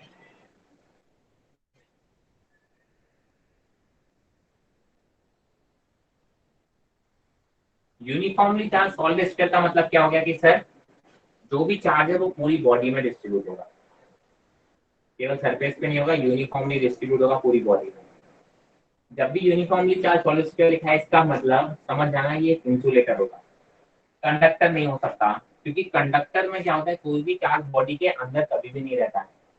आप जैसे ही कोई कंडक्टिंग स्फीयर को कोई भी चार्ज दोगे वो सरफेस पे चला जाएगा। व्हाट डज इट मीन कि सर अगर एक कंडक्टर हो और सॉलिड स्फीयर हो, ठीक है, तो भी उसको स्फेरिकल शेल की तरह ही आपको यूज करना है। बिकॉज आपने बोला जो भी चार्ज होगा वो केवल सरफेस पे होगा, अंदर बॉडी में कोई भी चार्ज नहीं होगा। तो इसमें ये चीज बहुत ध्यान रखनी पड़ती है कि सर जो आपने सॉलिड स्फीयर की बात की है वो एक मेटेलिक या कंडक्टिंग सॉलिड स्फीयर है या फिर नॉन कंडक्टिंग है। अगर केवल ऐसा लिखा है uniformly charge solid sphere, uniformly charge का मतलब है कि पूरी बॉडी में यूनिफॉर्मली चार्ज डिस्ट्रीब्यूटेड है and we are talking about insulating body. ठीक है, अगर कंडक्टिंग बॉडी है या मेटालिक स्फीयर है, सॉलिड हो बट फिर भी आपको हॉलो स्फीयर की तरह ही उसको ट्रीट करना है क्योंकि चार्ज हमेशा सरफेस पर रहता है कंडक्टर पे। मैंने कहा इसमें भी आप वही वही सारे फंडे लगाओगे, आप बोलोगे कैपिटल आर की बात करो और कोई भी पॉइंट है वो यहाँ से मान लो स्मॉल आर डिस्टेंस पर है। इसमें भी आप सेम तरीके से जाओगे, पहला केस दोगे जब आर की वैल्यू स्मॉलर देन आर हो, मतलब जो पॉइंट है वो आउटसाइड होगा। तो आउटसाइड जब आप इलेक्ट्रिक फील्ड निकालोगे तो वो हॉलो स्फीयर के बराबर ही आएगी and that is equal to K Q by small R square. अगर हमने इसको टोटल चार्ज दिया है क्यू। मैंने कहा अगर मैं सेकंड केस की बात करूं, आपने बोला अगर आर की वैल्यू कैपिटल आर के बराबर हो गई, मतलब हम सरफेस पर आ गए, यानी ये पॉइंट कहाँ लाई कर रहा है, सरफेस पर लाई कर रहा है। तो आप बोलोगे ई एट जो सरफेस निकालोगे, तो that will be equal to K Q by capital R का होल स्क्वायर। अगर आप बोलोगे थर्ड पॉइंट का मतलब अब आर की वैल्यू लेस देन आर है, मतलब ये पॉइंट इनसाइड आ गया। सर पहला वाला आर का वैल्यू मोर देन आर होगा ना? सॉरी, लिखने में गलती कर दी है, ठीक है। आप बोलोगे अगर कोई पॉइंट इनसाइड है, मान लो ये पॉइंट है, तो यहाँ से अगर आप गॉसियन सरफेस बनाओगे तो आप कोई ना कोई चार्ज देखो इसके अंदर भी लाई कर रहा है। अब यहाँ पे इनसाइड द चार्ज वो जीरो नहीं है, ठीक है। तो अब इलेक्ट्रिक फील्ड जीरो नहीं होगी। अब जो इलेक्ट्रिक फील्ड निकल के आएगी वो जरा बहुत इंपॉर्टेंट फॉर्मूले के फॉर्म में आएगी, जरा देखो। That will come as K Q by capital R cube into small R. ये इलेक्ट्रिक फील्ड निकल के आती है इनसाइड, ठीक है। आप बोलोगे इसका मतलब जो ई इनसाइड है दैट इज प्रोपोर्शनल आती है स्मॉल आर से। आगे ये तो कांस्टेंट है।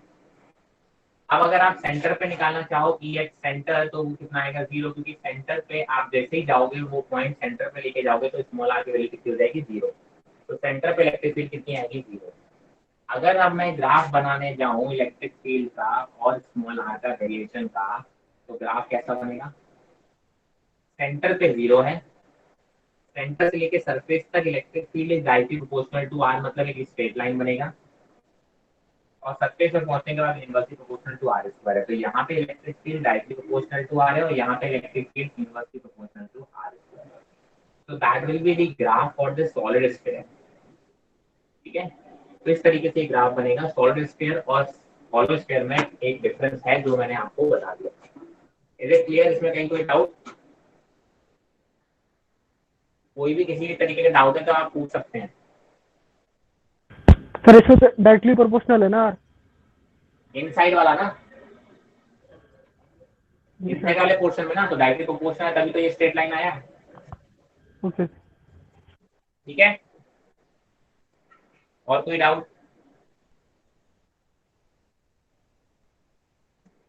अगर नहीं है तो आप क्या बना लो, स्क्रीनशॉट ले लो। एक दो फिगर और इम्पोर्टेंट है, उनकी बातों कर लेते हैं। जैसे प्लेट्स हो गई, यूनिफॉर्मली चार्ज प्लेट्स, ठीक है।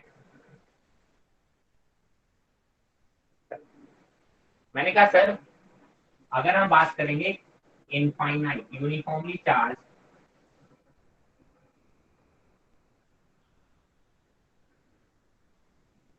इनफाइनाइट वायर,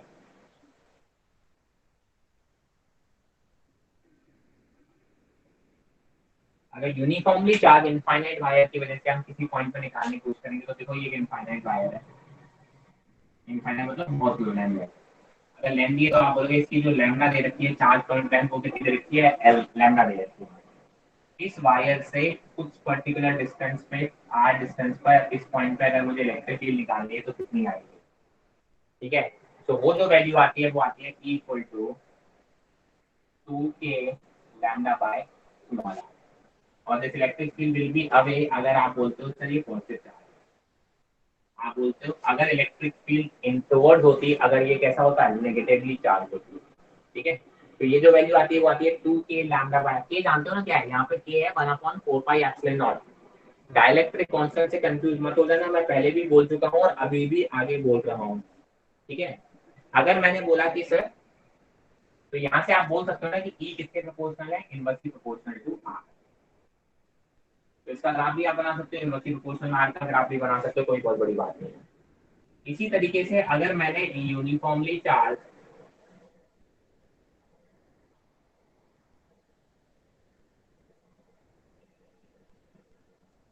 इनफाइनाइट प्लेट या शीट ले, इनफाइनाइट प्लेट बोल दो या फिर शीट बोल दो,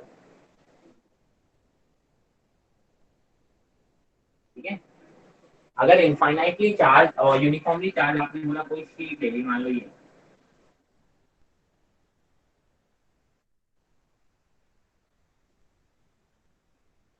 यहाँ पे इनफाइनाइटली बहुत बड़ी शीट है, इसको हर जगह आपने क्या दे रखा है, चार्ज दे रखा है। जो भी चार्ज है वो सरफेस पे डिस्ट्रीब्यूट होगा, तो इसके लिए क्या डिफाइन होगी, सिग्मा आप बोलोगे इससे, इस प्लेट से, इसका साइड वर्जन दिखाऊं तो ये प्लेट ऐसी दिखेगी आपको साइड से, इस प्लेट से आर डिस्टेंस पर आप बोलते हो कि सर अगर मैं इलेक्ट्रिक फील्ड पूछ रहा हूँ, ध्यान रखना, देखो ये मैंने साइड से दिखाई, ये प्लेट ऐसी है, इसको मैं साइड से, ऐसे प्लेट है, ठीक है, ये प्लेट है, इस प्लेट से किसी पॉइंट की बात करूँ तो ये प्लेट आपको सिर्फ एक लाइन की तरह दिखेगी, है ना। तो इससे आर डिस्टेंस पर अगर मुझे इलेक्ट्रिक फील्ड निकालनी है, ठीक है, तो वो इलेक्ट्रिक फील्ड की जो वैल्यू आती है वो कितनी आएगी, that will come as sigma by 2 epsilon, and you will be surprised to know that because it is not depending on the r, ठीक है। इनफाइनाइट शीट से अगर कोई पॉइंट है आर डिस्टेंस पर तो इलेक्ट्रिक फील्ड की जो वैल्यू आती है वो आती है sigma upon 2 epsilon not, and it is not depending on the R, मतलब थोड़ा पास में भी लिया हो तो भी इलेक्ट्रिक फील्ड वही रहने वाली है, ठीक है।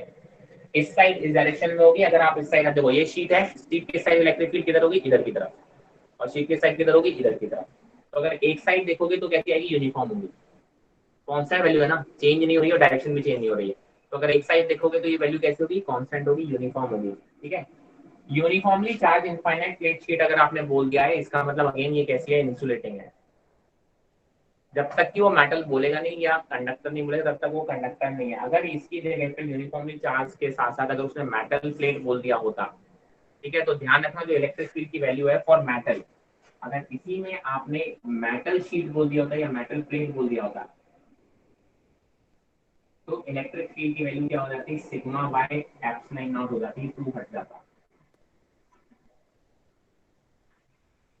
The reason behind is this again because जब भी आप शीट देखो, जब भी आप शीट की बात करोगे तो शीट मतलब पूरा एक सरफेस है ये, बस।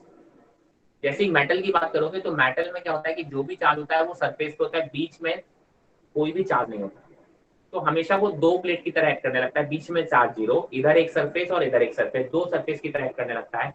तो इलेक्ट्रिक फील्ड दो सरफेस की वजह से जो ऐड होगी, ऐसे दो सरफेस की वजह से इलेक्ट्रिक फील्ड का नेट निकालोगे तो दोनों को ऐड करोगे तो ये रिजल्ट आ जाएगा, right.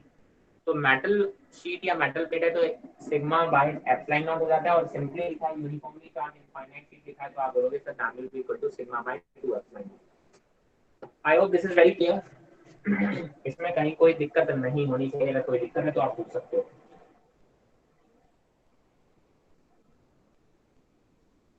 Any doubts? No, sir. No no sir. In short ले लो, ये कुछ इंपॉर्टेंट फॉर्मूला है जो आपको याद रखने पड़ेंगे, और याद रखने का तरीका है कि solve more and more questions अपने आप याद हो जाते हैं। 4 बार क्वेश्चन सॉल्व करो और चारों बार क्वेश्चन में फॉर्मूले को पुट करो, अपने आप याद हो जाते हैं, और डायरेक्ट डायरेक्ट क्वेश्चन उठ के आए हैं पास्ट में। चलिए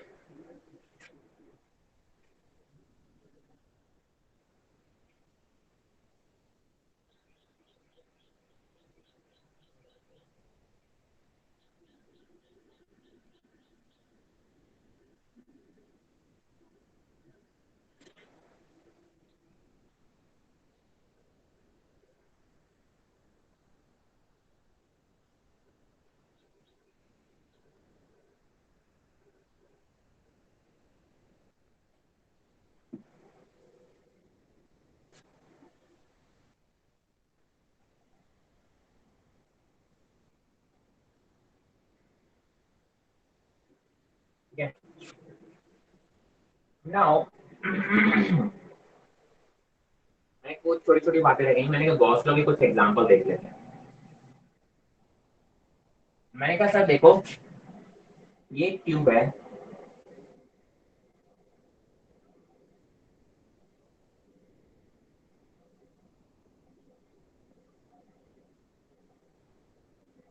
इस ट्यूब के कॉर्नर पे एक चार्ज रखा हुआ है, मुझे बताना है कि सर ट्यूब से कितना फ्लक्स पास हो रहा है। सबसे पहले तो हम बताएंगे कि ट्यूब से कितना फ्लक्स पास हो रहा होगा। तो ध्यान रखना सर, ट्यूब से फ्लक्स पास करने, किसी भी चार्ज की वजह से फ्लक्स पास करना होता है तो अपन क्या बनाते हैं, गॉसियन सरफेस बनाते हैं। उस गॉसियन सरफेस से हम गॉस लॉ लगा देते हैं। बट आप एक चीज ध्यान रखना, गॉसियन सरफेस लगाते टाइम की सर गॉसियन सरफेस कभी भी किसी भी पॉइंट चार्ज से पास नहीं होना चाहिए। क्यों नहीं होना चाहिए पॉइंट चार्ज से पास? बिकॉज जब भी आप मान लो ये सरफेस ऐसे पास हो गया पॉइंट चार्ज से, ऑलरेडी एक पॉइंट चार्ज है, क्या ये बता सकते हो कि इसमें से कितना पार्ट इस गॉसियन सरफेस के अंदर है और कितना सरफेस के बाहर है? पॉइंट चार्ज को आप ऐसे टुकड़ों में डिवाइड नहीं कर सकते ना, तो आप बोल सकते हो कि हमेशा ध्यान रखना कि गॉसियन सरफेस ड्रॉ करते टाइम कभी भी आपका जो सरफेस है वो पॉइंट चार्ज से पास नहीं होना चाहिए। तो अगर मैं बोलता हूँ ये क्यूब को हम गॉसियन सरफेस मान लें तो आप नहीं मान पाओगे, बिकॉज पॉइंट चार्ज इस क्यूब के सरफेस पे रखा है। हम क्या करते हैं फिर, हम कहते हैं सर इस क्यूब को और एक्सटेंड कर लेते हैं। क्या कर लेते हैं? एक्सटेंड कर लेते हैं। एक्सटेंड करने का तरीका आपको पता है, इसके मतलब इसके आसपास और ढेर सारे क्यूब रखते हैं, सच दैट ये चारों इंक्लूड। देखो ये कैसा हो सकता है, अगर आपको इस चार्ज को क्यूब में इंक्लूड करना है, क्या करना है? आप बोलते हो कि सर इस चार्ज को क्यूब में इंक्लूड करना है, तो देखो क्या होगा। बेसिकली आप थोड़ा इसको समझने की कोशिश करें, ये चार्ज यहाँ रखा है कॉर्नर पे, आप बोलते हो इसके ऊपर एक क्यूब रखोगे, इसके बगल में एक क्यूब रखोगे, इसके ऊपर एक क्यूब रखोगे, ऐसे ही 4 क्यूब इधर रखोगे। मतलब आप बोलते हो जब 8 क्यूब बनेंगे, क्या बनेंगे? जब 8 क्यूब बनेंगे तब जाके ये पूरा का पूरा चार्ज क्या हो पाएगा? इनक्लोज हो पाएगा। तो आप बोलते हो कि जब ऐसे 8 क्यूब यहाँ पे बन जाएंगे तब जाके ये क्यूब इनक्लोज होगा। तो टोटल फ्लक्स जो होगा वो सारे क्यूब से मिला के वो कितना होगा? क्यू बाय एप्सिलॉन नॉट होगा। और वो अगर आप सिमेट्री बनेगी 8 क्यूब के सेंटर पे आएगा ये, तो आप बोलोगे हर क्यूब से जो फ्लक्स आएगा वो कितना होगा? Flux through each cube that will be equal to Q by 8 epsilon. ठीक है, तो फ्लक्स थ्रू ईच क्यूब कितना हो जाएगा? Q by 8 epsilon. ऐसी और भी क्वेश्चन पूछे जाते हैं। मैंने कहा सर मान लो कि सर ये क्यूब है,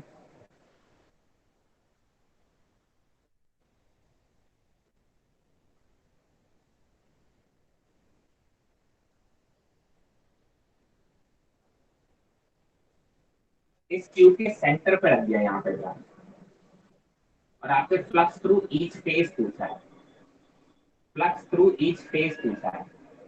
तो आप बोलोगे सर क्यूब के कितने फेज होते हैं? आप बोलोगे सर टोटल फेज निकालोगे तो होते हैं 6 फेज। सेंटर पे रखा है तो सबसे इलेक्ट्रिक फील्ड लाइन देखो कैसे ऐसे पास हो रही होगी,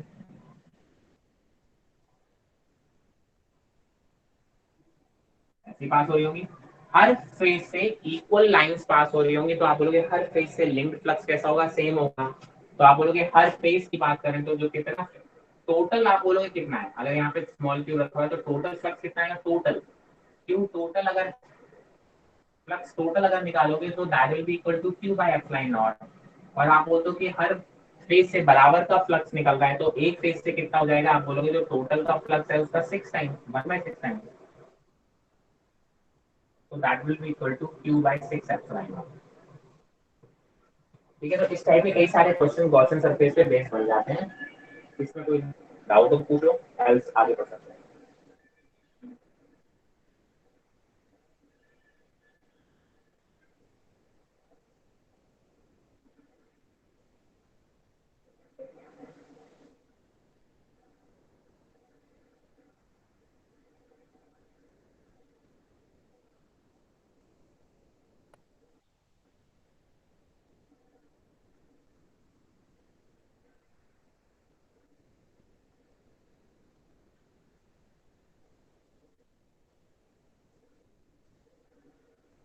ठीक है, सर कॉर्नर पे कितना?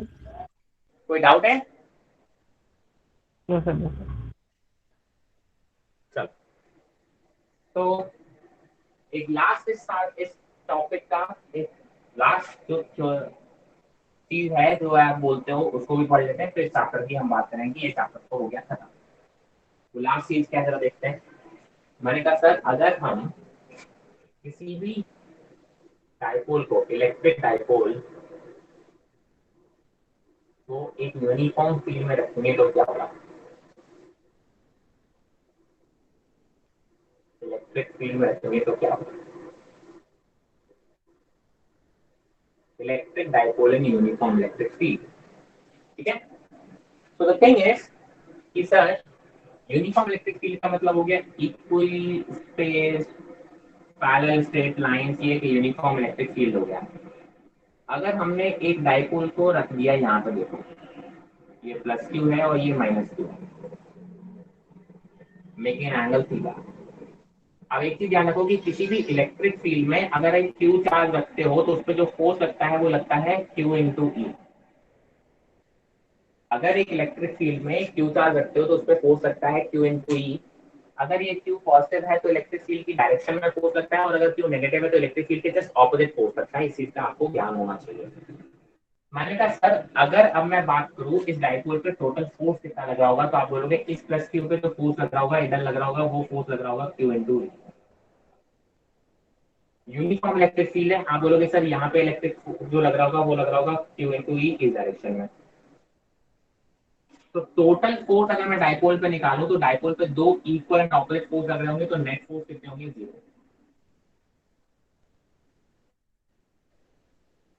सर माइनस क्यू पे minus Q, force minus Q ही होगा ना? क्या हो गया बेटा?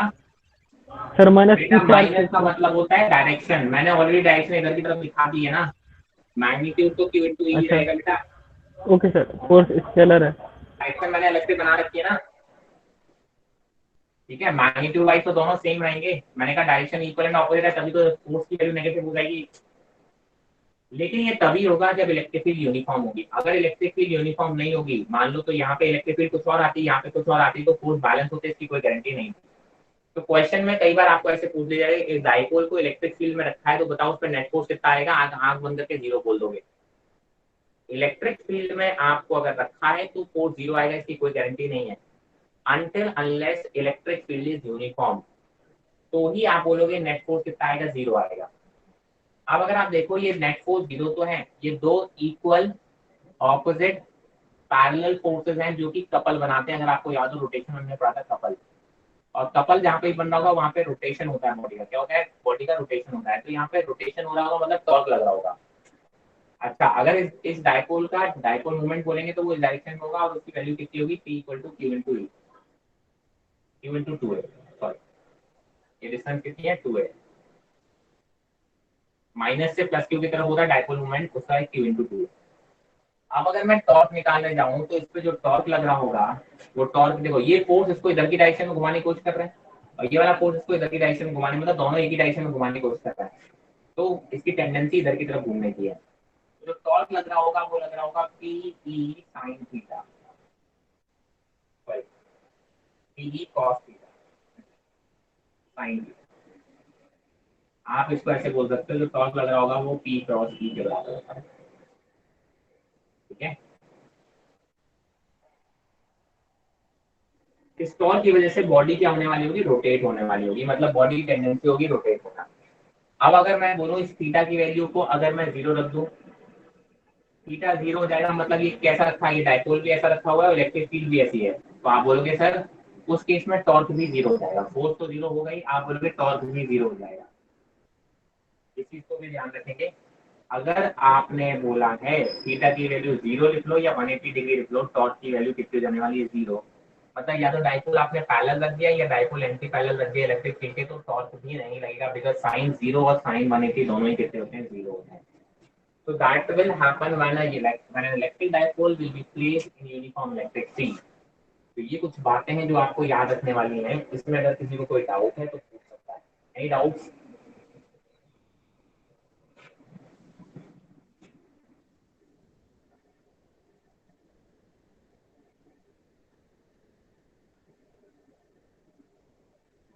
No doubt? अच्छा,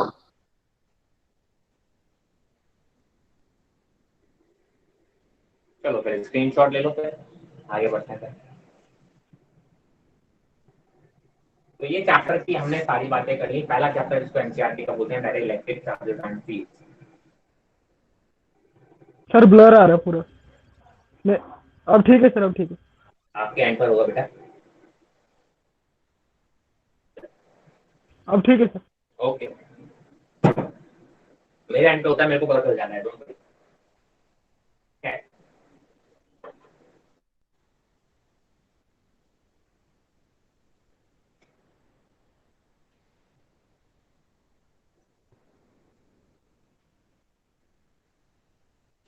ठीक है, तो ये बातें हो गई electric charge and electric field की। Now second chapter is electrostatic potential. Electrostatic potential. जैसे आपने याद हो वहां पे पोटेंशियल एनर्जी की बात की थी ग्रेविटेशन में, एग्जैक्टली यहाँ पे भी हम बात करेंगे इलेक्ट्रोस्टैटिक पोटेंशियल। जैसे ग्रेविटेशनल पोटेंशियल की बात की थी, यहाँ पे भी इलेक्ट्रोस्टैटिक पोटेंशियल होगा, और वैसे ही इलेक्ट्रोस्टैटिक पोटेंशियल एनर्जी होगी जैसे वहां पे ग्रेविटेशनल पोटेंशियल एनर्जी होगी। उनके जो फॉर्मूले बने थे वो भी सिमिलर काइंड ऑफ फॉर्मूले ही बनने वाले हैं। ठीक है, अब जरा बात कर लेते हैं, सबसे पहले हम बात करते हैं इलेक्ट्रोस्टैटिक पोटेंशियल एनर्जी की।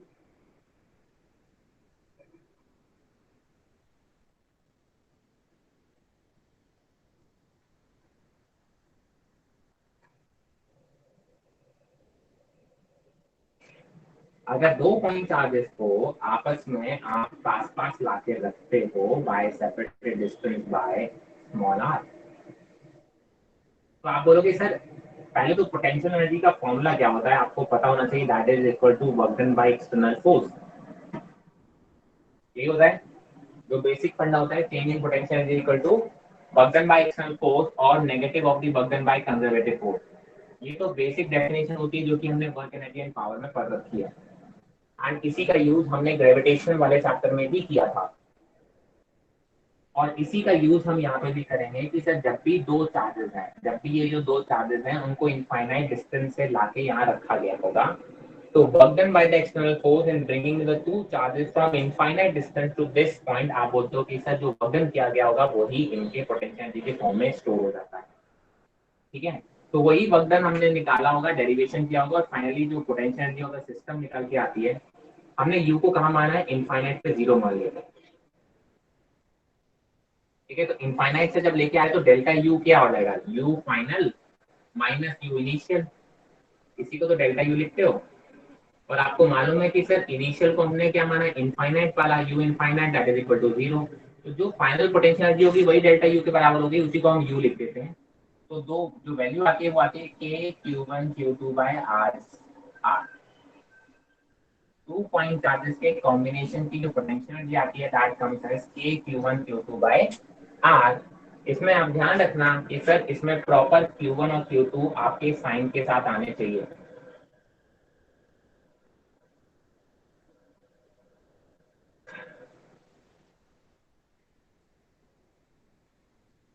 विद प्रॉपर साइंस आने चाहिए, क्योंकि पोटेंशियल एनर्जी पॉजिटिव और नेगेटिव, क्योंकि पोटेंशियल एनर्जी की स्केलर क्वांटिटी है तो इनके नेगेटिव पॉजिटिव का बहुत मतलब होता है। वेक्टर में तो नेगेटिव पॉजिटिव का मतलब सिर्फ डायरेक्शन से मतलब होता है, बट अगर कोई क्वांटिटी स्केलर है तो उसमें नेगेटिव पॉजिटिव बहुत रोल प्ले करता है। ठीक है, अब आपने बोला कि सर अगर एक से ज्यादा पेयर हुए ऐसे, तो मैंने कहा due to group of point charges, due to group of point charges कितना होगा पोटेंशियल एनर्जी, मान लो यहाँ पे Q1 Q2 Q3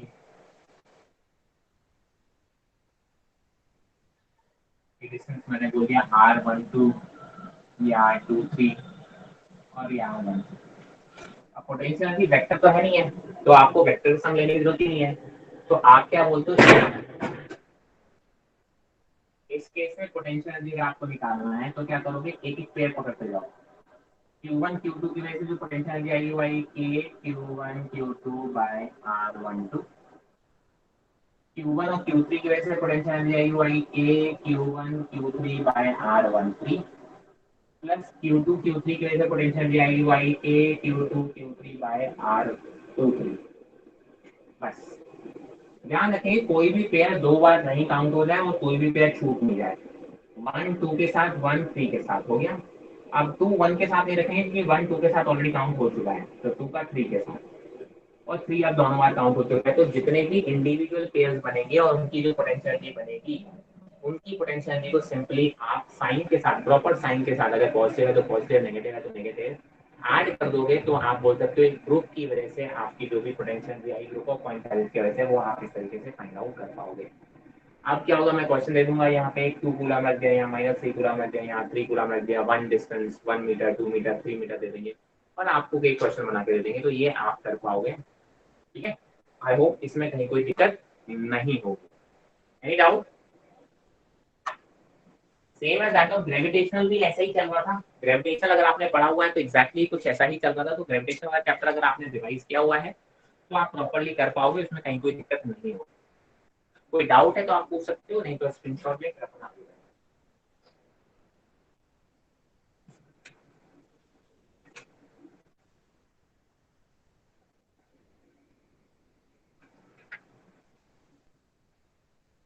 ठीक है, चलिए।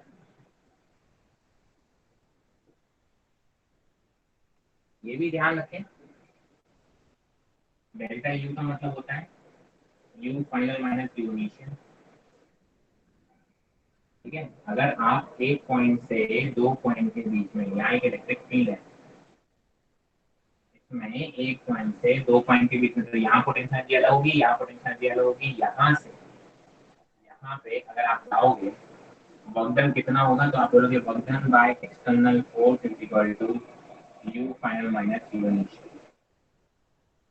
ठीक है, एक चार्ज पार्टिकल को यहाँ से यहाँ ले जाने में कितना वर्कडन करना पड़ेगा, तो आप बोलोगे जब यहाँ रखा है इसका पोटेंशियल एनर्जी कितनी है और यहाँ रखा है इसका पोटेंशियल एनर्जी कितनी है, दोनों का पोटेंशियल एनर्जी का डिफरेंस निकालोगे, that will be equal to the work done by the external force in bringing that Q charge from here to here. ठीक है, तो वही बेसिक फंडे जो है वो यहाँ पे भी काम कर रहे होंगे।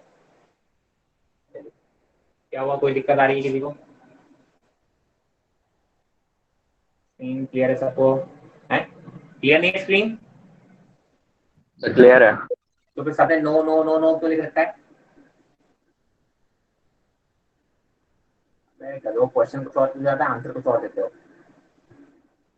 जतिन, संस्कृति, कामाक्षी,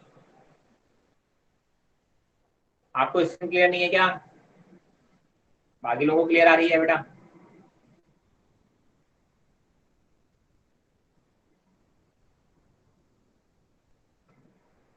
चलो ठीक है,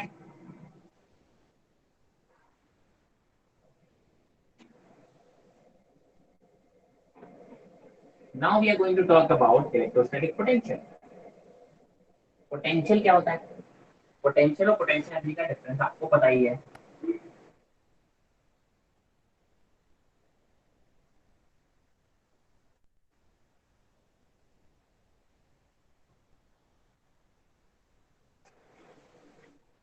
आप बोलते हो कि इसे इलेक्ट्रोस्टैटिक पोटेंशियल की अगर हम बात करें, मैंने कहा अगर यहाँ पे कोई क्यू चार्ज है और इससे आर डिस्टेंस पर, पोटेंशियल हमेशा किसी पॉइंट पे डिफाइन होता है, electric potential at a point बोलते हैं। अगर यहाँ पे मैंने क्यू नॉट चार्ज रख दिया, तो आप बोलोगे पोटेंशियल एनर्जी कितनी हो जाएगी सिस्टम की, आप बोलोगे K Q Q not by R. But मुझे तो इस चार्ज की वजह से इस पॉइंट पे पोटेंशियल फाइंड आउट करना है, तो आप बोलोगे potential at a point will be equal to U by Q. मतलब potential energy per unit charge को हम बोलते हैं इलेक्ट्रिक पोटेंशियल। इट मींस आप बोलोगे that is equal to K Q bye. तो किसी पॉइंट चार्ज की वजह से अगर आपने बोला कि पोटेंशियल किसी पॉइंट पे निकालना है, so that will be equal to K Q by R. यानी अगर आपको किसी पॉइंट पे पोटेंशियल निकालना है और आपने वहां पे क्यू चार्ज रखा, पोटेंशियल भी पता है, तो आप बोलोगे उसे क्यू नॉट से डिवाइड कर दो। सिमिलरली आप बोलते हो कि सर अगर दो पॉइंट के बीच का पोटेंशियल डिफरेंस क्या होगा, V A minus sorry V final minus V initial होगा, तो that will be equal to delta U by Q. ठीक है, इसी तरीके से अगर आपको पता है यहाँ से यहाँ जाने में क्यू नॉट को ए से बी ले जाने में पोटेंशियल में चेंज कितना है या वर्कडन कितना पड़ेगा, तो आप बोलोगे work done is equal to Q naught times of B T minus B A. ठीक है, ये वर्कडन मतलब एक्सटर्नल फोर्स के द्वारा। इस क्यू नॉट को क्यू ए से बी ले जाने में कितना वर्कडन करना पड़ेगा, that will be equal to Q not into D V minus B. ठीक है, Q not into delta V change in potential energy only. ठीक है, तो वहीं से ये रिजल्ट निकल के आता है, that is equal to Q not into, ये बहुत इंपॉर्टेंट है, ये कई बार आपका यूज होता है।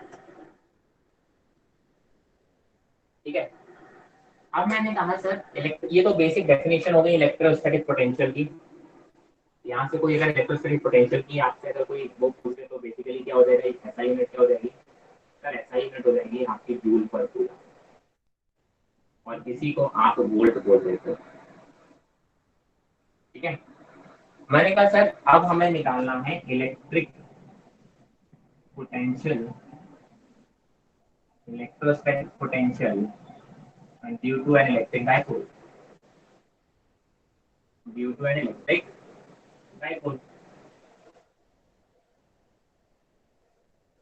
अगर डाइपोल की वजह से हम कहीं पर इलेक्ट्रिक पोटेंशियल निकालें तो क्या होगा? सर देखो, मैंने कहा सर मान लो ये डाइपोल है माइनस क्यू। अब आपको पता है स्टैंडर्ड तरीके से कि सर दो पॉइंट पॉसिबल होते हैं, एक एक्सियल पॉइंट होता है, सेंटर से मान लो कितनी डिस्टेंस पर, आर डिस्टेंस पर एक पॉइंट है, दूसरा पॉइंट हम बोलते हैं इक्वेटोरियल पॉइंट बोलते हैं, सेंटर से आर डिस्टेंस पर मान लो बी है, इस पॉइंट पे पोटेंशियल निकालना है। तो देखो पॉइंट पे पोटेंशियल निकालने का तरीका बहुत ही सिंपल है। आप बोलोगे सर इसकी वजह से यहाँ पोटेंशियल निकाल लो, इसकी वजह से यहाँ पोटेंशियल निकालो, सिंपली क्या कर दो, ऐड कर दो, सिंपली ऐड कर दो, बस उसको सॉल्व करके जो रिजल्ट आएगा वही आपका हो जाएगा, राइट। तो आप सॉल्व करोगे तो बेसिकली जो वैल्यू निकल के आती है वो एक्सियल पॉइंट की बात कर रहा हूँ, तो that is equal to 2 cos theta by r, ठीक है, सॉरी नॉट cos थीटा, हाँ cos थीटा जो है ये कौन सा, ये किसी भी रैंडम पॉइंट पे, मैंने कहा मान लो ये पॉइंट ही है, ये जनरल पॉइंट की बात कर रहे हैं, ये पॉइंट पी की बात कर रहे हैं, राइट। इस पॉइंट पे जो पोटेंशियल है तो और नाम दे दो एक्स लोड है। इस पॉइंट पे पोटेंशियल अगर आपको निकालना है तो वो है 2 kp cos थीटा। थीटा क्या है सर? आप बोलोगे थीटा इज बेसिकली, आप बोलोगे ये डाइपोल मूवमेंट से एंगल है, डाइपोल मूवमेंट इधर की तरफ होगा, डाइपोल मूवमेंट से जो एंगल है उससे अगर आपको क्या पता है, एंगल पता है, तो that will come as 2 kp cos theta by r square. Let me check, I think यही है, if I am not wrong.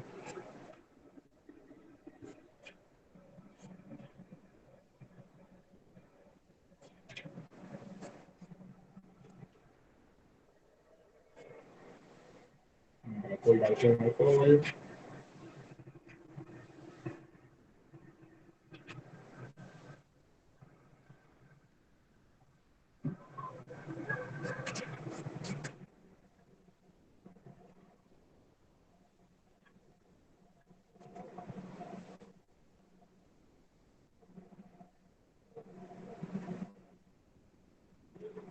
P dot R short dipole, हाँ KP cos, ठीक है, आप बोलोगे KP cos theta R square.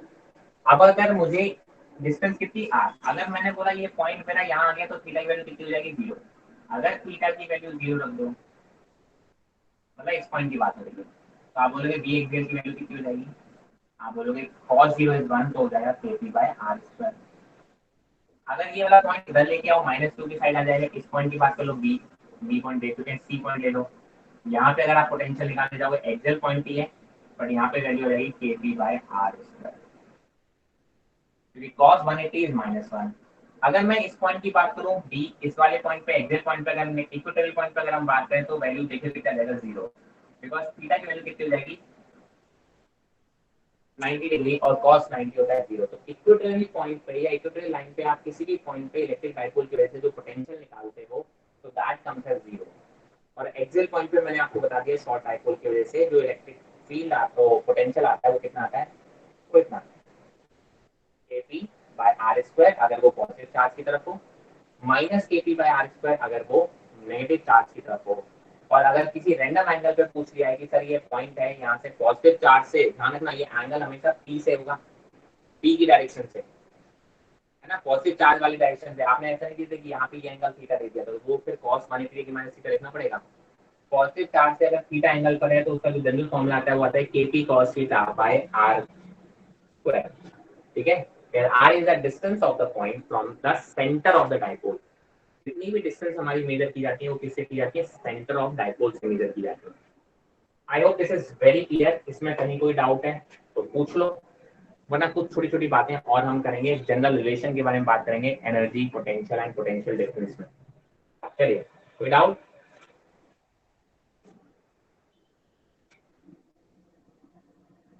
No sir.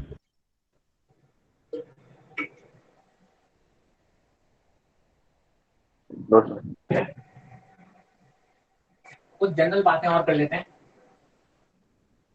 काफी question आजकल general बातों पे बहुत पूछे जाने लगे हैं।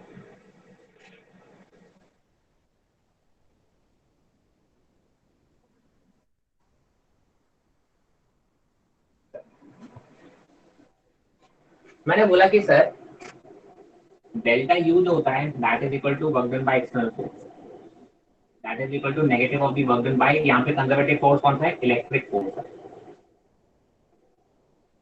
ठीक है। तो यहाँ से डेल्टा यू की बात करेंगे, वर्क डन क्या होता है basically F dot D are, तो इलेक्ट्रिक फोर्स की अगर हम बात करेंगे तो F electric dot D are, उसका नेगेटिव। तो this relation is very important first of all, clear.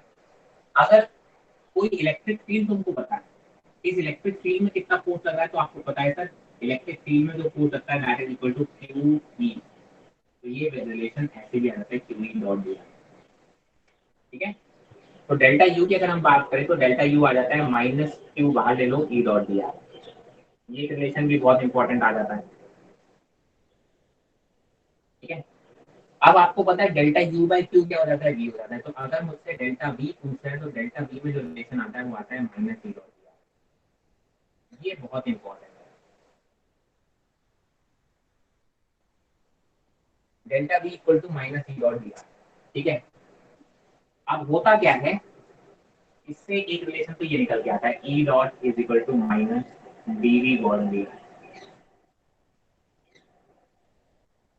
अगर आपको याद हो, आप ऑलरेडी वर्क पावर एनर्जी में ये चीज पढ़ चुके हो, F is equal to minus D U by D R, ठीक है, याद है। D U by D X I cap minus D U by D Y J cap minus D U by D Z K cap, और जब हम x के respect में differentiate करेंगे तो y को कांस्टेंट मान लेते हैं, y के रिस्पेक्ट में डिफरेंशिएट करेंगे तो z एंड x को कांस्टेंट मान लेंगे, और z के रिस्पेक्ट में डिफरेंशिएट करते हैं तो x एंड y को कांस्टेंट मान के चलते हैं। दोनों तरफ अगर आप q से डिवाइड कर दोगे तो इसको q से डिवाइड करोगे तो इलेक्ट्रिक फील्ड आ जाएगा, इसको q से डिवाइड कर दोगे तो dv आ जाएगा।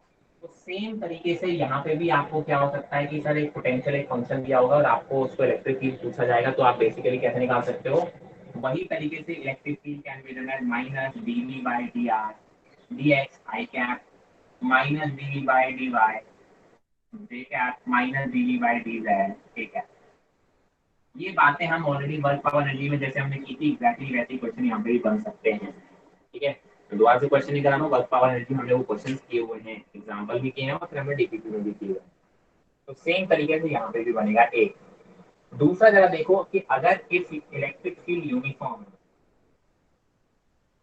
अगर यूनिफॉर्म है तो बेसिकली आप बोलोगे जो डेल्टा वी आ जाएगा यूनिफॉर्म मतलब कांस्टेंट होता है, तो आप बेसिकली क्या करोगे, इलेक्ट्रिक फील्ड को भी बाहर ले सकते हो और डीआर का इंटीग्रेशन क्या हो जाएगा, टोटल डिस्टेंस है, तो आप बोलोगे delta V can be written minus E dot D, अगर इलेक्ट्रिक फील्ड यूनिफॉर्म है, ठीक है। तो आप डायरेक्टली क्या लिख सकते हो कि minus of E dot D. अच्छा एक चीज और यहाँ समझ आ रहा है कि अगर आप मान लीजिए इलेक्ट्रिक फील्ड है, अगर आप इलेक्ट्रिक फील्ड की डायरेक्शन में आगे की तरफ बढ़ेंगे तो डी देखो इलेक्ट्रिक फील्ड और डी डिस्प्लेसमेंट की डायरेक्शन दोनों कैसे होंगे, डायरेक्शन में बढ़ने का मतलब आप ऐसे ही बढ़ सकते हो, ऐसे मतलब दोनों डिस्टेंस और इलेक्ट्रिक फील्ड के बीच में एंगल कितना आएगा, आप बोलोगे angle will be acute angle, और एक्यूट एंगल में cos थीटा पॉजिटिव होता है तो ई डॉट डी कैसा होगा, पॉजिटिव होगा, पर डेल्टा ई कैसा होगा, नेगेटिव होगा, क्योंकि ये माइनस साइन लगा हुआ है। व्हाट डज इट मीन कि जब भी आप, ये बहुत अच्छा इंपॉर्टेंट पॉइंट है, कई बार इस पर क्वेश्चन बनते हैं, इसको आप लिख लो, जब भी आप इलेक्ट्रिक फील्ड के अलोंग या डायरेक्शन में आप आगे बढ़ोगे, इट मीन्स आप लोअर पोटेंशियल की तरफ जा रहे हो, क्योंकि डेल्टा वी नेगेटिव होता जाएगा, डेल्टा वी नेगेटिव मतलब फाइनल माइनस इनिशियल नेगेटिव है, और फाइनल माइनस इनिशियल नेगेटिव कब होगा, जब आपका फाइनल पोटेंशियल जो होगा वो कम होगा इनिशियल से। तो आप इसको ऐसे लिख लो, whenever you move in the direction of electric field, electrostatic potential decreases. Whenever you move in the direction of electric field, electrostatic potential decreases.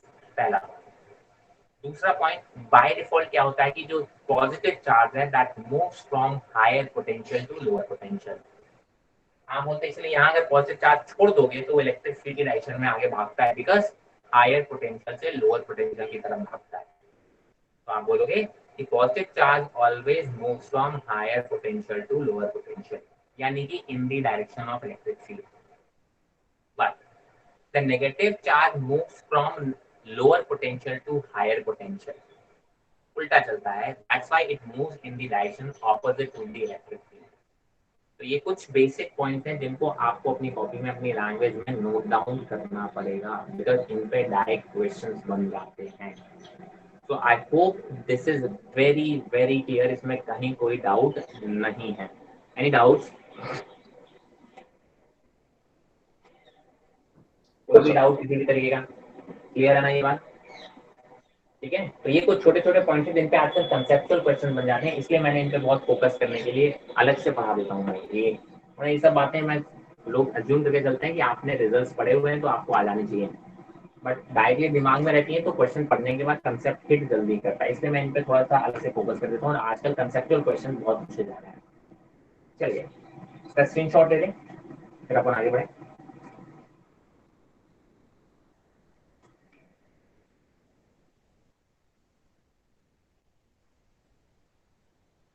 Sir इस बार वाला जो हमारा एग्जाम होगा नीट का, उसमें असर्शन रीजनिंग आएगी? असर्शन रीजनिंग आएगी, इसका कुछ अभी गारंटी नहीं है। जब तक एनटीए अपनी तरफ से कोई क्लेरिफिकेशन नहीं देगा हम कुछ नहीं बोल सकते। ठीक है, अब तो एम्स भी जुड़ चुका है ना क्या होगा बेटा? सर? अब तो एम्स भी होगा ना नीट के साथ ही, तो आना चाहिए ना, नीट एग्जाम के थ्रू होगा ना एम्स में एडमिशन? फिर से बोलो, मैं I am not able to get your point. मैं कह रहा सर नीट एग्जाम के थ्रू होगा ना एम्स में एडमिशन? हाँ हाँ बिल्कुल होगा। तो रीजन वाले क्वेश्चन आने चाहिए ना। आने चाहिए तो बहुत कुछ होगा यार, चाहने को तो आप कुछ कह ही नहीं सकते, क्या क्या चाहना तो बहुत कुछ हो जाता है। ठीक है, बट क्या होगा ये तो एनटीए बताएगा। एनटीए के प्रैक्टिस पेपर उठा के देखे तुमने? किसी ने देखे हैं? क्या सर? एनटीए ने अपने कुछ प्रैक्टिस पेपर डाले, सैंपल पेपर डाले नीट के लिए। आई मैंने भी नहीं देखे, आज ही देख लेता हूँ, चलो आपने याद दिला दिया। तो अगर उसमें ऐसा रीजन है तो ही आएगा, वैसे अदरवाइज नहीं आना चाहिए मेरे हिसाब से, उसमें है नहीं। I will cross check once then I will confirm, अभी मुझे कंफर्म नहीं, क्योंकि मैंने भी नहीं है सर उनमें असर्शन रीजन। क्या हुआ? नहीं है सर उसमें असर्शन रीजन। हाँ नहीं है तो फिर चांसेस नहीं है ऐसे रीजन। ठीक है, देखो सिर्फ ये नहीं कि एम्स आ गया तो आने चाहिए। देखो पहले तो आपको ये बॉडी समझना चाहिए कि बेसिकली ये बॉडीज हैं क्या। एम्स का पेपर कंडक्ट कराता था एम्स, नीट का पेपर कंडक्ट कराता था सीबीएसई। दो अलग अलग बॉडीज थी, दोनों का सोचना अलग था, दोनों का पैटर्न अलग था, दोनों अपने अपने तरीके से सोचते थे। अब जो सीबीएसई जो कंडक्ट कराती थी नीट, वो कंडक्ट कराया जाने लगा एनटीए में, मतलब सीबीएसई। कोई फर्क नहीं पड़ा। एनटीए की जो टीम है that is basically consisting of the CBSE people, जो पहले आपके नीट और जेईई मेंस बनाते थे, अब वो एक नाम दे दिया उनको एनटीए। ठीक है, और अब वो आपके नीट और जेईई मेंस के एज इट इज बना रहे हैं। तो उनका सोचना, उनका पैटर्न अभी भी वही है। अब एम्स इंक्लूड भले ही हो गया हो, बट उनके दिमाग में एम्स नहीं आया है। वो तो जो नीट बनाते थे उसी तरीके से नीट बनाएंगे, उन्हें क्या फर्क पड़ रहा है? उन्हें तो भाई साहब आप बोलो एम्स से इंक्लूड कर लो, कोई बोले नहीं सर मैं तो इसमें आईआईटी भी इंक्लूड कर लूँ नीट में, कर लो। उन्हें तो बोला गया नीट का एग्जाम कराना है, वो नीट का एग्जाम कंडक्ट करा देंगे। तो मैं जिस कॉलेज में एडमिशन लेना उस कॉलेज में एडमिशन दिला दो, वो तुम्हारी हेडेक है, मुझे क्या करना, मुझे तो पेपर बनाने से मतलब है। ठीक है, तो there is a high chances कि वो अपने पैटर्न में कोई चेंज नहीं करेंगे। पैटर्न में कोई चेंज नहीं करेंगे मतलब उनके नीट के पैटर्न में कोई चेंज नहीं आएगा। ठीक है, अदरवाइज आप अगर एम्स में जाओ तो 20-20 एसएसएम रीजन आते थे और उनके जो क्वेश्चन का लेवल होता था वो नीट के लेवल से कहीं ज्यादा होता है। तो अब लेवल ऑफ क्वेश्चन भी गिरेगा, मतलब एम्स में ही भसड़ मचेगी, सीधी सी बात में बोलो तो। इसी वजह से जब एनटीए थोड़ी, जब सीबीएसई ने जैसे आज नीट और एम्स कंबाइन कर दिया है, कुछ साल पहले आईआईटी और एआई ट्रिपल पहले ना उसको कंबाइन किया गया था। तो आईआईटी ने क्लियरली मना कर दिया भाई साहब हम नहीं कंबाइन कर सकते, वरना हमारी आईआईटी का लेवल गिर जाएगा। आईआईटी में खिचड़ी हो जाएगी। एडब्ल्यू वाले बच्चे जो आईआईटी में के बेसिस पे आ जाएंगे वो आईआईटी लाइक होंगे ही नहीं, क्योंकि उनकी टेस्टिंग अलग होती है और हमारी टेस्टिंग अलग होती है। तो गवर्नमेंट के प्रेशर और अथॉरिटीज के प्रेशर में फाइनली ये हुआ कि सर आप एक लेवल आप कंडक्ट कराओगे, जो आपका AEEE कराते थे उसको जेईई मेंस बोल दिया। हमने कहा उनमें से कुछ बच्चे सेलेक्ट करके आप मुझे दोगे, 2 लाख बच्चे, उन 2 लाख बच्चों का मैं आईआईटी के लिए अलग से टेस्ट कराऊंगा, ठीक है। तो इस तरीके से जाके वो बेसिकली आपका उन्होंने अपना पैटर्न नहीं छोड़ा। एक पैटर्न वो सीबीएसई कराती रही, उससे बच्चे सेलेक्ट होकर आते, फिर उनका आईआईटी एडवांस अलग होता है और जो उस टेस्ट को क्लियर करते हैं वही जाके आईआईटी में एडमिशन लेते हैं। तो मेरे हिसाब से एम्स को भी कुछ ऐसा ही करना चाहिए था। तो एम्स की एक जो अथॉरिटी है वो मेंटेन रहती, नीट के ऊपर रहता हमेशा। अब मुझे नहीं लगता कि सर, अब ये मेरे पर्सनल व्यूज हैं, ठीक है, हर कोई डिफर कर सकता है। तो अब मेरे पर्सनल व्यूज हैं कि मुझे लगता है कि अब नीट और एम्स में बहुत ज़्यादा डिफरेंस नहीं जाने वाला। नीट कॉलेज और AIIMS will be at the same level, क्योंकि अब उसमें बच्चे जो जाएंगे वो नीट वाले क्लियर करने के बाद एम्स चले जाएंगे, बल्कि एम्स में थोड़ा अच्छा बच्चा जाना चाहिए, क्योंकि लेवल ऊपर रखना ना, तो उनका जो टेस्टिंग का प्रोसेस, एम्स के टॉपर नीट में बहुत नीचे रैंक में चले जाते हैं, ये भी मैं बता दूंगा। तो जो एम्स में अच्छा रैंक लेके आता था जरूरी नहीं है वो नीट में बहुत अच्छी रैंक लेके आए, और नीट का जो टॉपर होते थे जरूरी नहीं है कि वो एम्स में बहुत अच्छी रैंक लेके आए। दोनों का पैटर्न अलग होता था, दोनों का बेसिकली तरीके अलग होते थे। तो उस हिसाब से खैर अब तो नीट ने सब एक साथ ले लिया, तो मुझे उससे कोई फर्क नहीं पड़ता। बट मेरा पर्सनल व्यू है कि वो अगर सेपरेट रहते या फिर इसी तरीके से आईआईटी की तरह 2 स्टेप में कन्वर्ट कर लेते तो मुझे लगता है ज्यादा बेटर होता। एम्स में ज्यादा बेटर बच्चे जाते हैं और नीट के जो बाकी कॉलेज हैं उनमें आपकी नेक्स्ट स्क्रीनिंग आती है। खैर मुझे क्या, मुझे तो भाई साहब पढ़ाने से मतलब, मुझे एम्स बोलोगे तो एम्स पढ़ाऊंगा, नीट बोलोगे तो नीट पढ़ाऊंगा। अब तो मैं नीट पढ़ाऊंगा, ठीक है। तो मेरे देखा जाए तो मुझे तो और हेडेक कम हो गई, मुझे कम लेवल पे पढ़ाना पड़ता है बच्चों को, वरना एम्स लेवल पे जाके पढ़ाना पड़ता था, चलता है।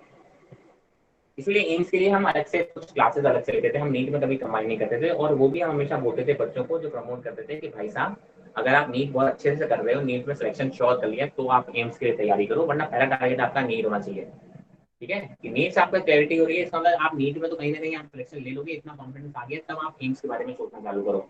लेकिन बच्चे तो क्या सोचते हैं कि पहली क्लास से सोचते हैं एम्स में मैं AIR 1 लेके आऊंगा, है ना। मैक्सिमम लोग यहीं से स्टार्ट करते हैं। खैर मैंने कहा सर कुछ स्पेसिफिक, जैसे हमने बोला एक रिंग की वजह से, रिंग की वजह से अगर आप एक्सियल पॉइंट पर पोटेंशियल निकालना चाह रहे हो, यहाँ पे आपने बोला कि सर एक रिंग है, उसको आपने Q चार्ज दिया है, जिसका रेडियस कितना है R है। आप बोलोगे इसकी वजह से यहाँ पे आप क्या निकाल लो, इलेक्ट्रोस्टैटिक पोटेंशियल निकाल लो, तो वो कितना आता है। तो दैट विल कम एज, यहाँ पे पोटेंशियल जो आएगा that will come as k cube by r square plus x square की पावर। आप वेरी सिंपल फॉर्मूला जो बनता है यहाँ पे, वो बनता है k cube by under root of r square plus x square, ठीक है। मैंने कहा इसी तरीके से अगर हम बात करें हॉलो स्फीयर में,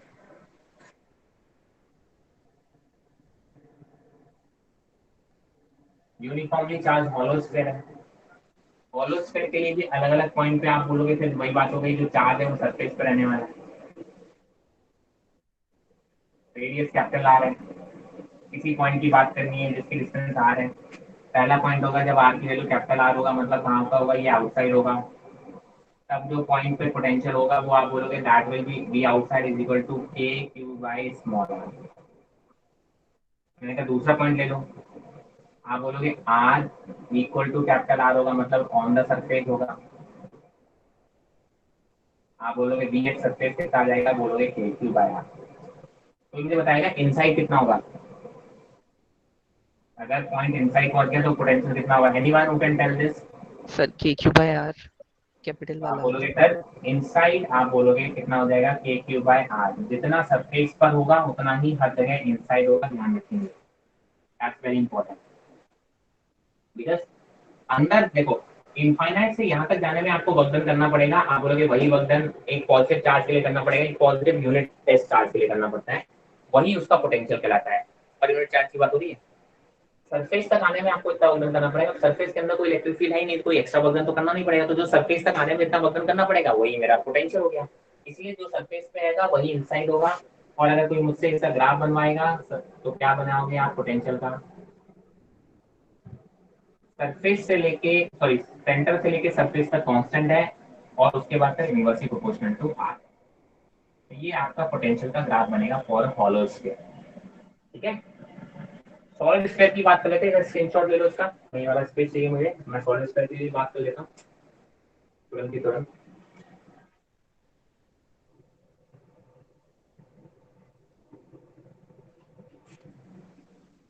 अगर मैं सॉलिड स्फीयर की बात करूँ, ध्यान रखेंगे सॉलिड स्फीयर का मतलब हो गया यूनिफॉर्मली चार्ज, मतलब नॉन कंडक्टिंग। अगर कंडक्टिंग हो जाएगा तो भले ही वो कैसा हो, सॉलिड ही क्यों ना हो, बट उसको भी आपको हॉलो की तरह ट्रीट करना है, बिकॉज हॉलो में कंडक्टर में सरफेस के अंदर चार्ज कभी नहीं आता। तो आप बोलोगे सर अगर सॉलिड है, अगेन आप बोलोगे पूरे में डिस्ट्रीब्यूटेड होगा, सर ये डिस्टेंस आर होगी, रेडियस आर होगा, चार्ज की वैल्यू क्यू होगी। फिर से बात बोलेंगे जब आर की वैल्यू लेस कैपिटल आर से बड़ी होगी तो बी कितना होगा, बी आउटसाइड होगा K Q by R. Second case अगर आर की वैल्यू कैपिटल आर के बराबर होगी तो सरफेस पे जो वैल्यू आएगी वो आएगी के क्यू बाय कैपिटल आर। अब इनसाइड में जो बहुत इंपॉर्टेंट बन जाएगा कि सर वो जो बी इनसाइड आएगा उसका फॉर्मूला आता है K Q bye 2r³ into 3r² minus r²।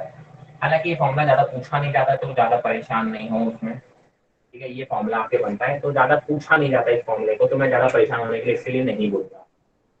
ठीक है, इसका जो कर्व है मैं डायरेक्टली आपको बना दे रहा हूँ। कर्व देखो सर, अंदर सबसे ज्यादा मैक्सिमम होगा, फिर ये ऐसे डिस्ट्रीब्यूट होगा और फिर ऐसे ये ऐसे चलेगा। यहाँ तक देखो ये v inversely proportional to 1/r हो जाएगा इस पॉइंट के बाद। यहाँ तक पैराबोलिक कर्व बनेगा, देख लो v और r², देखो v और r² के प्रोपोर्शनल आ रहा है, ठीक है, r² के प्रोपोर्शनल आ रहा है तो ऑब्वियसली पैराबोलिक कर्व बना था, और r² का कोएफिशिएंट नेगेटिव है इसलिए इन्वर्टेड पैराबोला, देखो ये इन्वर्टेड, अगर मैं इसको आगे बढ़ाऊं तो ये इन्वर्टेड पैराबोला बनेगा, इसीलिए ये वाला कर्व जो है वो इन्वर्टेड पैराबोला जैसा। अगर मैं इसी में सेंटर पे पूछूं कितना होगा, सेंटर पे स्मॉल r की वैल्यू जब 0 रख दोगे तो that will come at 3/2 a³ by r, that is equal to 3/2 times of v at surface, तो that is the maximum value. ठीक है, सेंटर पे सबसे ज्यादा पोटेंशियल होगा और जैसे कि आप पास में जाओगे, पॉजिटिव चार्ज की बात कर रहा हूँ मैं, मैग्नीट्यूड की बात कर रहा हूँ, ठीक है, अगर नेगेटिव चार्ज होगा तो सबसे ज्यादा नेगेटिव होगा सेंटर पे। तो ये दो केसेस होते हैं जिनके लिए पोटेंशियल आपको बहुत ज्यादा इंपॉर्टेंट होता है और याद रहना पड़ता है। ठीक है, तो आज के लेक्चर में अपन ज्यादा बातें नहीं करेंगे, यहीं तक बातें करते हैं। इसमें अगर आपको कोई डाउट है तो आप पूछ सकते हो, नहीं तो स्क्रीनशॉट ले सकते हो। आगे क्लास में हम आगे बात करेंगे पोटेंशियल एंड उसके आगे की डिटेल में। कोई डाउट आपको यहाँ तक? ये एनालिसिस याद रहना चाहिए, फिगर्स बहुत इंपॉर्टेंट है, ग्राफ पूछे जाते हैं फ्रीक्वेंटली। Any doubts? प्रैक्टिस नहीं हो रही आप लोगों की, मैं फिर से बोल रहा हूँ, डीपीपीज मिलती जा रही है, उनको साथ साथ सॉल्व करते जाइए। ठीक है, चलिए स्क्रीनशॉट लें फिर क्लास को फिनिश करते हैं।